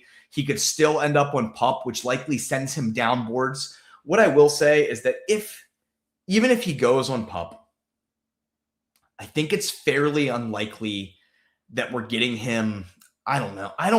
I think the wall might hold before Neighbors gets to the 6th. If you can get 6th round Malik Neighbors, and the reason I'm saying the 6th is because it's this 5-6 turn is where you would likely get him with CeeDee Lamb. So I don't know if he's fallen to 59. Maybe he will at the very end of the contest, but I think people will hold the line given the upside, unless we get some really bearish news that like not only is he going on PUP, that people are worried about his ability to be at 100% at any time this season. I think the line will hold. I don't mind taking a share at 35, especially with someone like Waddle, who I think these draft slots are pretty interchangeable. Jalen Waddle, the cover guy. Carnell Tate, kind of mix and match these receivers in this range. I draft a lot of Brian Thomas, but went Tate in this instance. Could be the clear wide receiver 1 in Tennessee. They certainly drafted him like it. RB frothy room, as I said, but was happy to get Jadarian Price in the 6th. Had to pull up Rico Dowdle a little bit to ensure that we didn't get run over. Stacked Dak Prescott and Bo Nix. Pulled up Ja'Cory Crosby-Merritt again because the running backs were flying off boards. Stacked up Ferguson with Dak. Rashid Shaheed giving us our RB5. Trey Tucker giving us a player who likely to be running a ton of routes from the jump. So supplementing some of our rookie stuff and Malik Neighbors. And then needed to get some late tight ends to pair with Ferguson. So went Johnson and the slappy poster child, Terrence Ferguson. And then wanted to add 2 higher upside swing RBs that could rise on Camp News. Went with Jaden Blue and Marshawn Lloyd, guys that give leverage off of 2 running backs that are drafted on the side of the board in Javonte and Jacobs. And then Keenan Allen, the guy that I haven't drafted a lot of, coming in at pick 18. So with all that in mind, I will hit another draft. Thanks for the stream. I think I'm going to do one more draft. So if you are still here, cool. QJ won't reach Watson's target share and he suffers too many drops. He does drop a lot, but like none of us know what Mike McDaniel's offense will look like. So I haven't been betting on QJ a ton, but if we walk out there week 1 and QJ is just getting more targets than Ladd, would it be the most surprising thing I've ever seen? Like, not really. Like, I don't know. If Neighbors misses games, which receiver are you on? Or is there 2 TE we need to be drafting? The wide receiver room for the Giants is a complete cluster. And I'm going to click on another draft. I think I'm going to draft. I'm just going to do a puppy. So if you guys want to jump in the fast puppy, there are 4 slots available. If anybody wants to come in to this fast puppy and fire off a $5 draft with us, there's a couple slots left. I'm just going to do one of those, kind of chill out and chat about random things. Those rooms tend to get a little wilder. I don't worry as much about exposures and doing like portfolio management in a $5 draft because it all kind of all's well ends well in those. But we'll see what kind of creative stuff we can get going. Another 103 draft slot. So let's see what happens in this one. Are you mostly a UD guy? I am. I started following best ball, like most people, watching the best ball streams, whether that was when the algorithm originally sent me Fantasy Flock and then led me to the ship chasing folks and Pete and Davis and later Neil. And so most of the content that was being made was for Underdog. So when I was, listening to people talk about strategies on that platform, that's where I was inclined to draft.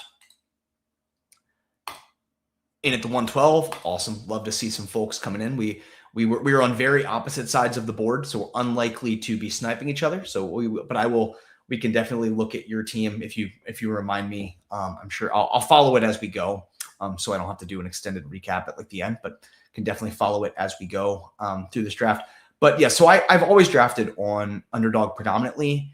In past years, I did some DraftKings, but this year, I have not done anything there. Ooh, someone got the Gibbs at the 102, so that's kind of fun. I'm just going to take Chase. I take Chase every single time at the 103. I'm happy to get as many shares of Jamar Chase as the Underdog gods allot me. But pretty, the 1-2 flip. Originally Bijan was the 101. That flipping happened about a month ago, and it's been Gibbs ever since. I think it'll be Gibbs the rest of the way. But then, yeah, so I haven't done any DraftKings this year. I have, so like 2 years ago, I would like occasionally jump in for promos or whatever and do their flagship a little bit. They did raise the price on that contest, so I'm less inclined to do that now. I believe it used to be like a $10 contest or a $15 contest, and I think now it's the same price as Underdog. So I haven't bothered getting in over there. One thing I am sometimes interested in on DraftKings is their mid-stakes stuff, because Underdog doesn't always have like $100 contest in the in lobby, whereas DraftKings usually has like $100 3 max or something like that. At least in past years they have, and so I have thrown some darts at that in the past, but I haven't yet this year, and frankly, I don't know if I will. I put in a fair bit of volume on Underdog. I know there are some, ADP differences, and I think if you have certain leans on certain players, you can you can pack bags on DraftKings sometimes. I know from the streams that I've watched, I like to watch people draft 555s because I don't draft contests that are that expensive very often or at all, really. So I like drafting. I like watching those be drafted, and I know that like what's his name, Makai Lemon is really cheap on DraftKings from watching those, from watching Crane and others draft them. So you can pack bags on him there. And then maybe do other guys on Underdog. There's cool portfolio stuff you can do in that respect. There's also players that are just stronger on PPR sites, and I don't think the markets always adjust appropriately to those things. So if you're super tuned in, I think there are benefits to drafting on both, and playing the formats correctly. Frankly, I also just think I would be somewhat at a disadvantage because I do not draft on PPR formats very often, and I don't know, I haven't given PPR best ball as much thought this offseason. So I could do that. I'm sure, I don't know, maybe I'll draft a team or two on DK, but I will probably draft for streams, probably exclusively on Underdog. But you never know. Our friend at the 112 starting Kenneth Walker, Brock Bowers. I like the Bowers pull up.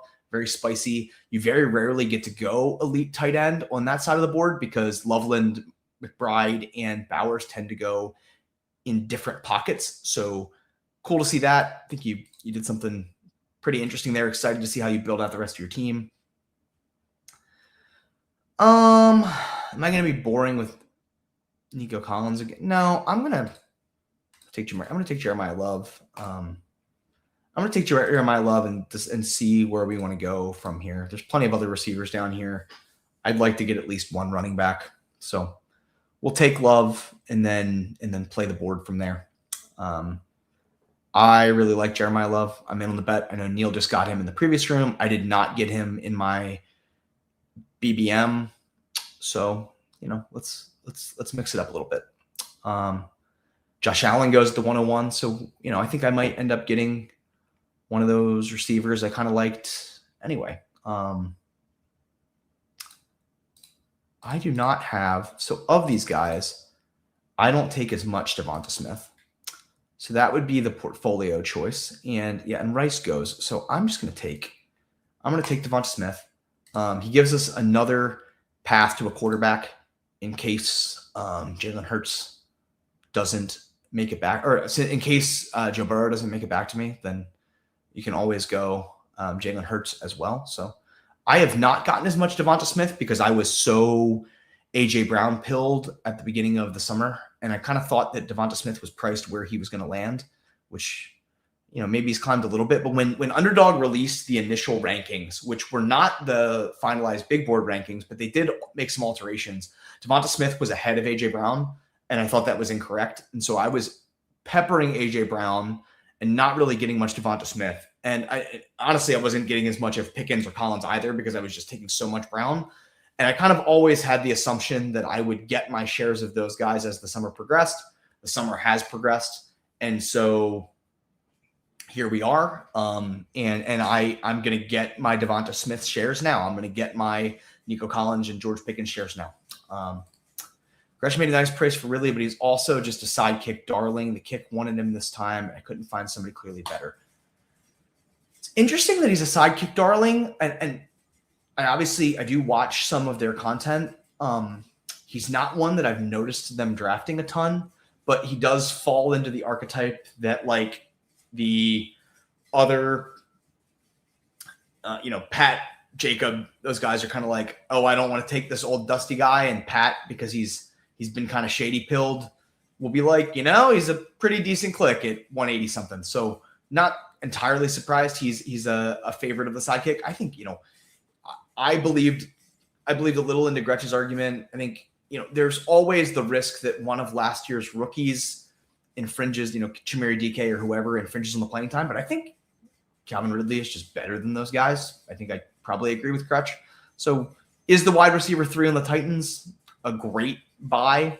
I don't know. But Calvin Ridley at 190, like how much can it hurt you? I think he's a pretty solid click. I know Neil has more of him than I do, but I don't ever – when he falls ADP-wise, I always feel kind of excited to take him. So I'll say that much. We are back on the clock. I'm gonna take.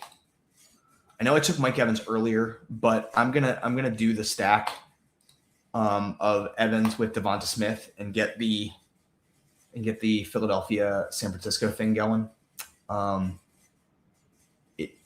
I was considering Colston Loveland, which I know one of our friends in chat earlier tonight wanted me to do.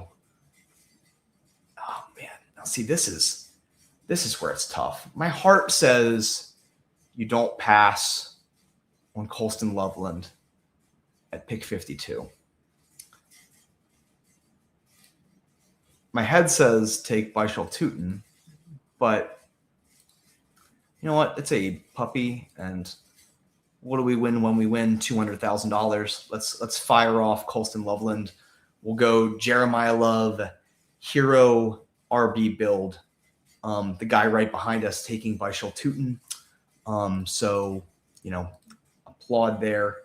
Looking back at the team at the 112, I think you get an awesome fall on T. Higgins there. I loved Higgins at the 3-4 turn when he was going there earlier in the summer. Doesn't make it back there. Other wild thing, Zay Flowers at 38.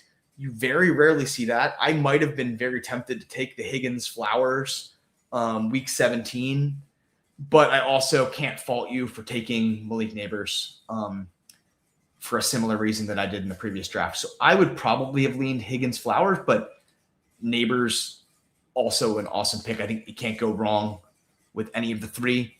Do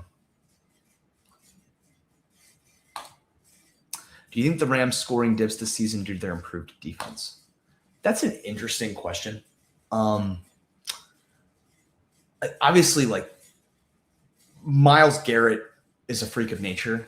And as a result, we have seen a lot of Browns defenses that have been able to keep scoring relatively in check. That being said, people have scored points on the Browns.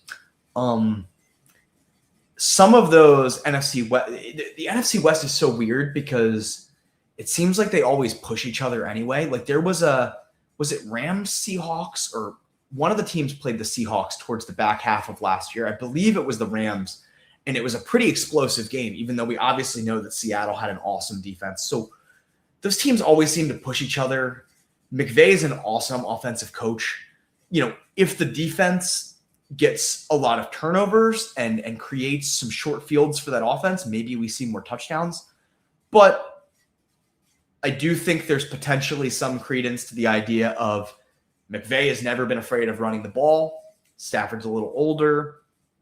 If the defense is cooking, maybe they give a lot of work to Kyron and Blake Corum, and you see slightly less passing volume. I think that's potentially fair, but I also, my head says we don't bet against a Sean McVay offense. With that in mind, I draft Puka when he's up. I'm not as in on Devontae Adams this year, which is something that I discussed a little bit. I almost took Hurts. I want Burrow for sure. I'm going to take Burrow. So Joe Burrow here at 70. Earlier in the summer, you were not getting Joe Burrow to fall to the Jamar Chase team as often. Now he's falling there like all the time, and I absolutely love it. And then I'm going to be taking one of these running backs here. I'm not sure which one. Chuba goes. He was not one of the ones I was going to be taking. Do I want Tony Pollard? I take so much Tony Pollard, and I've been telling myself I should take more Ramondre to balance that out. So I will take my own advice. And I do take Ramondre, but I have Pollard as my most owned running back. So I'll take Ramondre Stevenson there as my RB2. And I did not check what our Watson. Okay, so Watson, who we were just discussing, his bull case, and Brian Thomas. So, Kenneth Walker, hero RB, really like these. I mean, this is like the epitome of better in best ball, right? With Watson, T. Higgins, and Thomas, some big touchdown hunting guys. Neighbors, you got to assume when he's healthy is a little more target dominant, so he gives you something you don't have in that wide receiver room. But all four of them incredibly explosive to go with Bowers. I mean, if you can make this running back room work, I love what you've done. You big bet on Kenneth Walker, but when you're taking him in the first round, that's what you need to happen, especially in a puppy. I think this is really spicy. I like what you're cooking there at the 112. I look forward to seeing how you finish out that running room. I rarely get Burrow to fall to me in the 3 holes, so disappointing. I was having that basically never happen early in the summer, and it's been happening more and more. I've drafted a ton of I've been doing a bunch of fast puppies this week, and I have drafted a ton of Joe Burrow. So my only thought there would be keep drafting, and maybe it will happen to you more, because it has been happening to me more and more frequently that he has been falling to 70. I think the ADP tells that story too. Let me see. So if I go to QB ADP past 30, or QB ADP past 30 days, Burrow, I think, has been negative. Yeah, Burrow is down 2 spots in the past 30 days. So it's happening, right? He has been flipped by Drake May in ADP. So I think more and more people who just follow ADP are going to allow you to get him there, which it always feels good when you can get Joe Burrow at 70. I think as I get it more and more frequently, maybe I'll be more and more willing to try and push him around that corner, get real spicy. But yeah, all good stuff there. So we do have Brock Purdy back to us. Okay. I am going to take Brock Purdy to make this a 2 QB build. So Purdy with Mike Evans in the stack with my Eagles and 49ers. Something I don't mind taking 2 of these window quarterbacks. I know we mentioned it earlier, and then shutting it down at QB. I feel really good about these quarterbacks. I think the 2 QB builds can definitely work. So that's an angle that I play a lot. And then here you go, Neil. If you still are in chat, pick 99, Jonathan Brooks, come on down. We're going to Jeremiah Love, Ramondre Stevenson, Jonathan Brooks, running back room. Ramondre giving us the boring veteran to supplement the two of the most exciting running back picks on the board. I think this is a pretty sweet start to a hero RB build with Jeremiah Love. I am going to need some wide receivers. This might be another KC Concepcion spot. On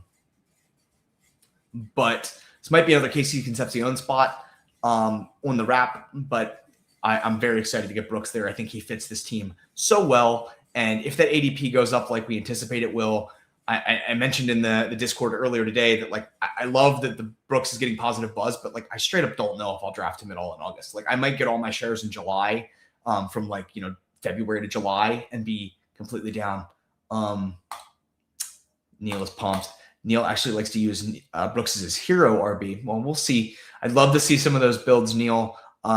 post them in the grade my draft portion of your Discord, and we can come in and take a look at them. But maybe he'll be the hero for this team, and Jeremiah Love will be my RB3. You never know. But yeah, for those of you not in the Discord, please join. I think it's a sweet spot to talk shop. It's it's not a super busy one, but I think as a result, when you do ask a question, when you have something that you want to discuss, it generally gets discussed by the folks that are active in there. So I like it for that reason. I feel like I go into some Discords and a lot gets lost in the buzz, and I have no idea what the hell's going on. So it's a pretty good one if you just want to be like, I'm going to ask a question about what I'm thinking about today, and have 4 or 5 people kind of workshop what's going on there for any given thought. I think it's even more wild when Higgins owner passes on Burrow and someone takes him naked ahead of me. Yeah, I do not draft Burrow without those guys, but then I was getting less Burrow than I like, so I'm really excited to be getting him more with Chase because I'd like to be above the market on Burrow. In years past, he's, I think, been overpriced, and this year he feels so correctly priced that for the first time in a long time, I want to be way ahead on Joe Burrow. I mentioned wanting to know what you're going to do with that running back room at the 112. Harvey, big swing on upside. Corum, big swing on upside. There are some interesting running backs that I would be leaning towards if I were you, but I'm really curious to see who you finish this draft off with. I think there's some fun ones late that could be interesting. We need a running back and we need a receiver at this turn. There's only one receiver I like. So I'm going to take, as much as I would love to take Jordan Mason here, but I don't think I can. Because if Concepcion goes, I'm going to be really salty about what's left. And I am content with either of these 2 running backs. So I will let these guys decide. Hopefully they don't go RB and make me take Aaron Jones, because I don't want to do that, and I don't think I will. Okay, cool. I get who I want. So he takes Mason, which a little bit of a bummer, but I am always happy to add Bill again. I would have liked to add a Mason share there, so a little disappointed that he didn't make it back to me. He was a little bit, slight ADP faller, but I thought it was worth bringing in the KC Concepcion upside, given how much I think of a wide receiver fall off there is. I'm not as high on Higgins and Shakir. Honestly, I kind of just prefer Shaheed and Diggs to those guys. I might have just pulled up Stephon Diggs if I decided to go Mason, but I was pretty okay with doing that. Primarily want Burrow Chase. I'm seeing too many Burrow T out there. I'm passing on that. I think, there's going to be Burrow. I certainly am Burrow Chase right now for me is basically an auto click. Burrow T, I do pass on more frequently, or even more so. Sometimes my T Higgins teams have AJ Brown or I go Jaden Daniels, and I don't end up taking Burrow, but I wouldn't worry too much about the ownership of Burrow with those 2 guys, given they're basically his only pillars in the draft room, is going to be incredibly high. That doesn't mean that can't be what you need to win. It was 3 years ago when Fareed won. I believe it was a Burrow T team that shipped it. I think Fareed's team was Burrow T. That is certainly a build that can get the job done. Looking back at the 12 hole, Dart and Love, double stack with your guys. You gotta love it. And then coming back and getting Coker, a guy I mentioned last draft that I like in that same range as Shaheed. So I think that's a pretty good fit for this build, especially when you're just trying to make sure you have active receivers in the face. And, I'm not the biggest Tyrone Tracy bull, but when you can get him stacked with Dart, stacked with Neighbors, if Scadaboo starts a little slower, or even if it's just a split backfield, you can get that guy in there to accentuate what you're doing with Harvey and Corum. I think Tracy was probably a pretty no-brainer pick there, unless you wanted the falling Aaron Jones, which honestly, if we really, we throw ADP out the window, Tracy and Aaron Jones are probably the same bet.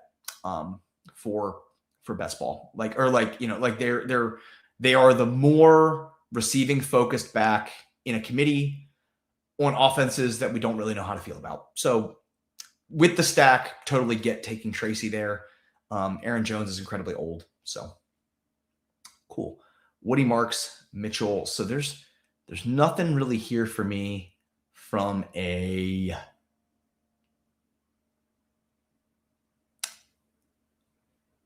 running back standpoint. Yeah, running back has been completely cleared out. Really glad that I got Merritt and Brooks when I did.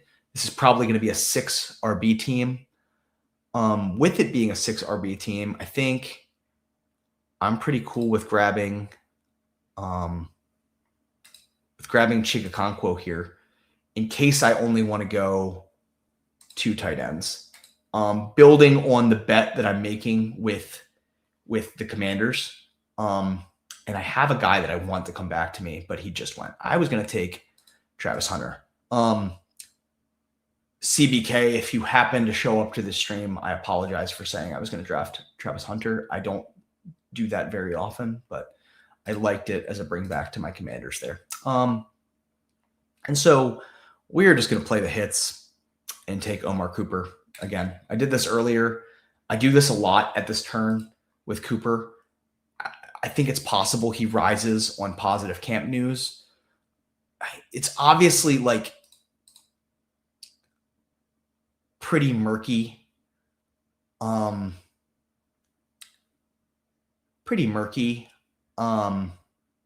In the Jets wide receiver room with Garrett Wilson being so target dominant. Adonai Mitchell, who they really have a lot of buzz for, and then you bring in these first rounders in Sadiq and Cooper, and you don't really know how it's going to happen, but you know, I like the Cooper bet at 147. Favorite 2 RBs in the same team draft in the same draft. Are you referencing the Giants or are you referencing the Vikings? I think those were the 2 we were talking about, but I can't quite recall. Please don't pander to CBK. Yeah, I only meant that because he asked me how the streaming was going earlier today, and then said he might jump in. But we pander, CBK. I think he has his own perspective on certain players, and one of those happens to be his intense hatred of Travis Hunter as a best ball asset. Sorry, Neil, for pandering. I'm trying to play all angles on the channel here. We need viewers where we can get them. And so I pander to everyone except for the Sims, and even them, I'm pretty complimentary of the creators of the Sims. So I like the Sim creators. I think the Sims are cool. I don't use them. CBK is also a Brooks hitter. Like it's funny. Like CBK and I have chatted about best ball stuff, and we have like none of the same takes half the time. When we do agree, it's hilarious. But yet we very much enjoy him. I think he's a sharp guy. We all have our own biases. Who do I want? I don't want anyone. Saying I don't want anyone is pretty bullish. I want Stribling because I did not double tap the 49ers guys here. So I'm gonna do that now with Evans and Stribling. Taking a 3rd rookie, which I don't know how I feel about that, but it was that or Trey Harris, and I didn't particularly want Trey Harris, so I should have just taken Dylan Sampson because he was the running back that I preferred, but that's fine. I took Sampson last time, I think. So I think I got Sampson cheap last time. So if I want tight end, it's probably last call, but I don't really care about that. I'm just going to take. Do I want Kamara? You know what? On this team, with all this young, fun stuff, let's ruin it with an Alvin Kamara share. Just because I don't want to get boxed out of anything, and I think that's pretty.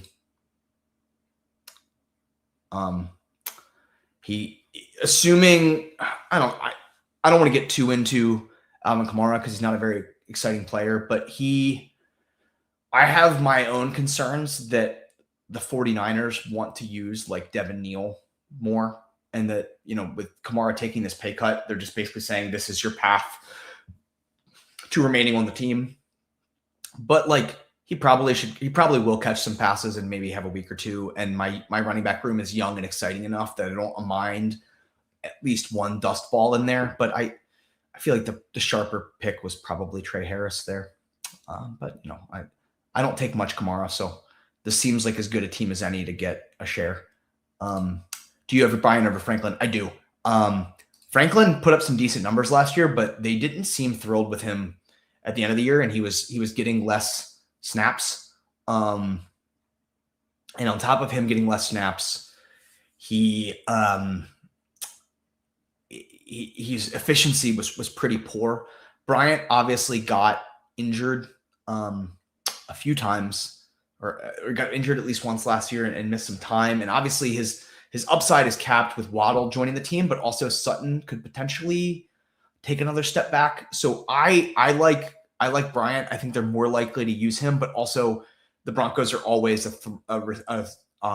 team that rotates with their wide receivers at least a little bit. So I think you're likely to see a couple of different guys, but I draft Bryant at the end of drafts. I haven't drafted any Troy Franklin since pre-draft prior to Jalen Waddle being traded there. Let's go take a look at our friend in the 12 hole. Like, fan of the Trey Tucker pick and the Boston picks. Obviously needed a tight end. I think Dulcius is fine there. Among the group of late tight ends. And yeah, I think grabbing a running back was definitely prudent in Ray Davis. I'm so curious. There's a guy that I think fits your build so well, that will probably be available the next time you're up. And I just wonder if we would be on the same wavelength on how to construct that team. So I'm curious to see if you do that, because there's a guy I don't even draft a ton of that I think just with what you've built is like a screaming option. Sorry to do it to you, but I am going to take one other running back off the board. And then probably, I think this is I wanted Jaden Blue, but you don't always get what you want. Shit. And Katron's the only one that, now see, this is silly. And now I have to do, I keep saying that I think you should take a guy, and then it's George Helani, and I'm just going to have to take him here because I'm taking George Helani. So sorry about that, but that was the guy I was referencing. I was going to take Jaden Blue, and I was curious to see if you would take Helani. Thanks, Neil. Really trying to up, my game as a streamer, and then I go ahead and steal the guy that I think you should draft because Jaden Blue got sniped for me. And I'm about to get and we're going to take your guy, Calvin Ridley. So there you go. Pick 195 value. I'm going to, not to add insult to injury, and I have no idea how you feel about George Helani. I don't draft a ton of him, but the reason I thought that he would fit on your team is because I thought you could use some early season production. I think George Helani provides that. I also think that my team could potentially use some early season production. I've got, Jeremiah Love, I think could be a smash out of the gate, but also could be in a pretty, maybe they bring him along a little slower with Algier. So then I've got Ramondre, who was a clear, I think, player out of the gate. You're hoping that Merritt is.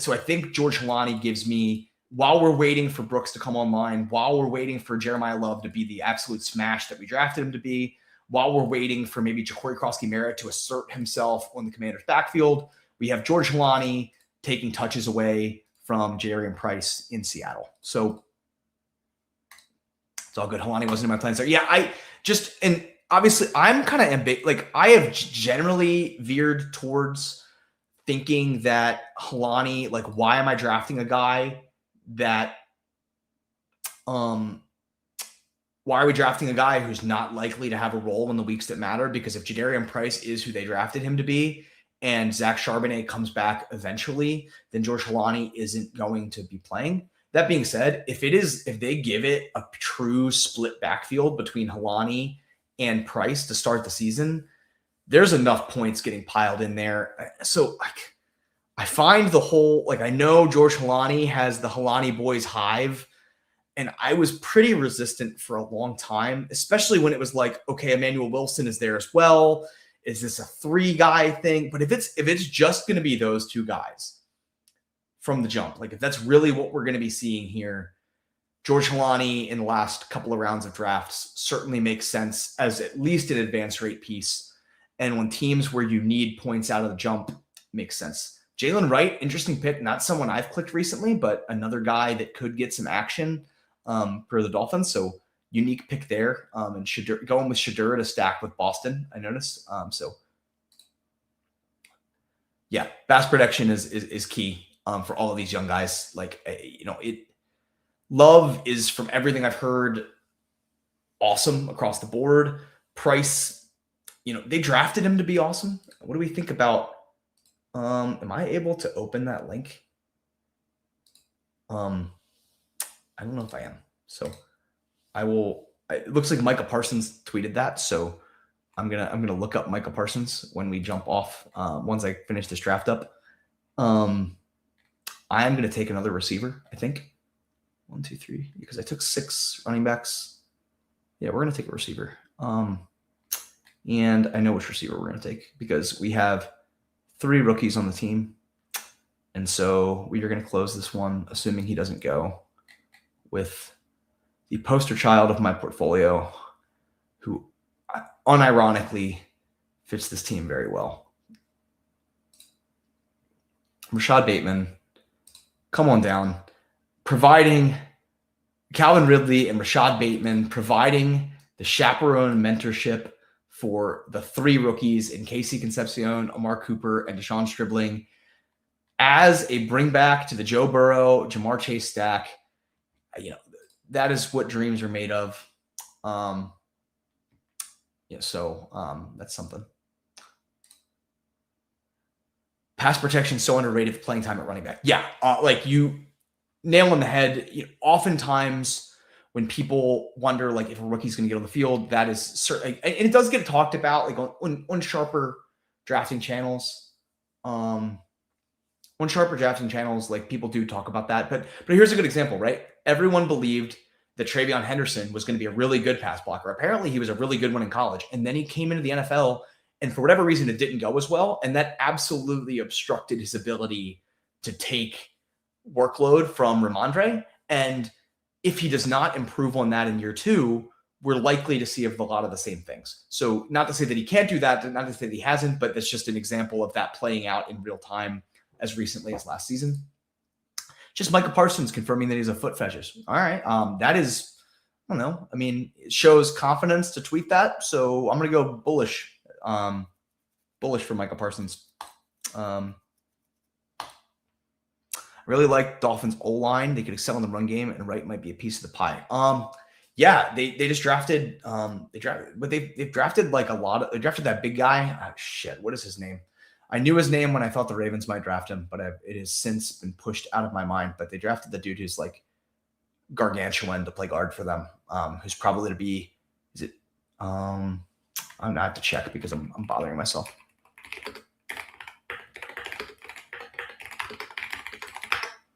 Caden Proctor. They drafted Caden Proctor, who is like huge, likely to be a mauler in the run game. And they did sign. They extended Brewer. I think they are likely to be a team that wants to make their identity ground and pound. Their weapons are certainly terrible. So Devon Chan, I doubt they want to kill him. They just extended him. This is likely a lost year. So Jalen Wright and/or Ollie Gordon probably figure into that. I don't know which. That's another one that I'd be looking for beats, but taking a stab on Wright seems fine. The final in Spinio Stone, Bateman 400-1 for most receiving touchdowns. If Bateman has the most receiving touchdowns, 400-1, but one, I didn't bet that, nor would I.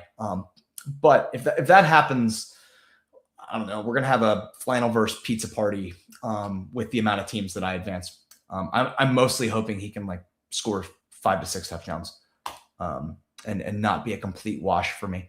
Yeah, NFL pass rushers are light years better than what TreVeyon saw in college. Yeah, and that's not a knock on TreVeyon because he's someone I drafted a ton of, but I think we learned something from that. And it's part of my hesitance to draft him where he's at right now. I know a couple of people have speculated that he could fall as we get through August, when like some of the normie drafters come in August and they're like, hey, why is he so much more expensive than Ramondre? And if he gets cheaper, I'll take more of him. But for now, he's someone I'm pretty low exposure to. Anyways, awesome night of drafts. Appreciate everyone who has come in and chatted. It makes this experience all the more enjoyable when you're all in the room. So whether you're watching from Neil's Twitter or from the Neil Orfield Flannelverse Best Ball YouTube channel, I really appreciate you coming in. It's been an absolute blast. Streaming the past couple of times. I've been toying with getting some guests on here, so I might put some feelers out for that. I can sit here and talk for 2 straight hours. That is an aspect of the So You Think You Can Tout I was not intimidated by. There are some other things that I was much worse at, including being put on the spot or prepared content or those sorts of things. But the ability to stand here and draft is certainly something that I'm happy doing and talking to. But I'll try to get some guests on so we can have some more free flow conversations. But love the chat engagement. Love the questions you guys ask. Y'all have a great night. I did initially plan on talking a little bit about just distributions on BBMs. So maybe that's something I'll dive into next stream. But it's 11 o'clock on the East Coast. I'm going to jump off. Have a great night, everyone. I'm going to remember to hit end stream, Neil, because I am not a complete rookie at this anymore. Have a good one, everybody.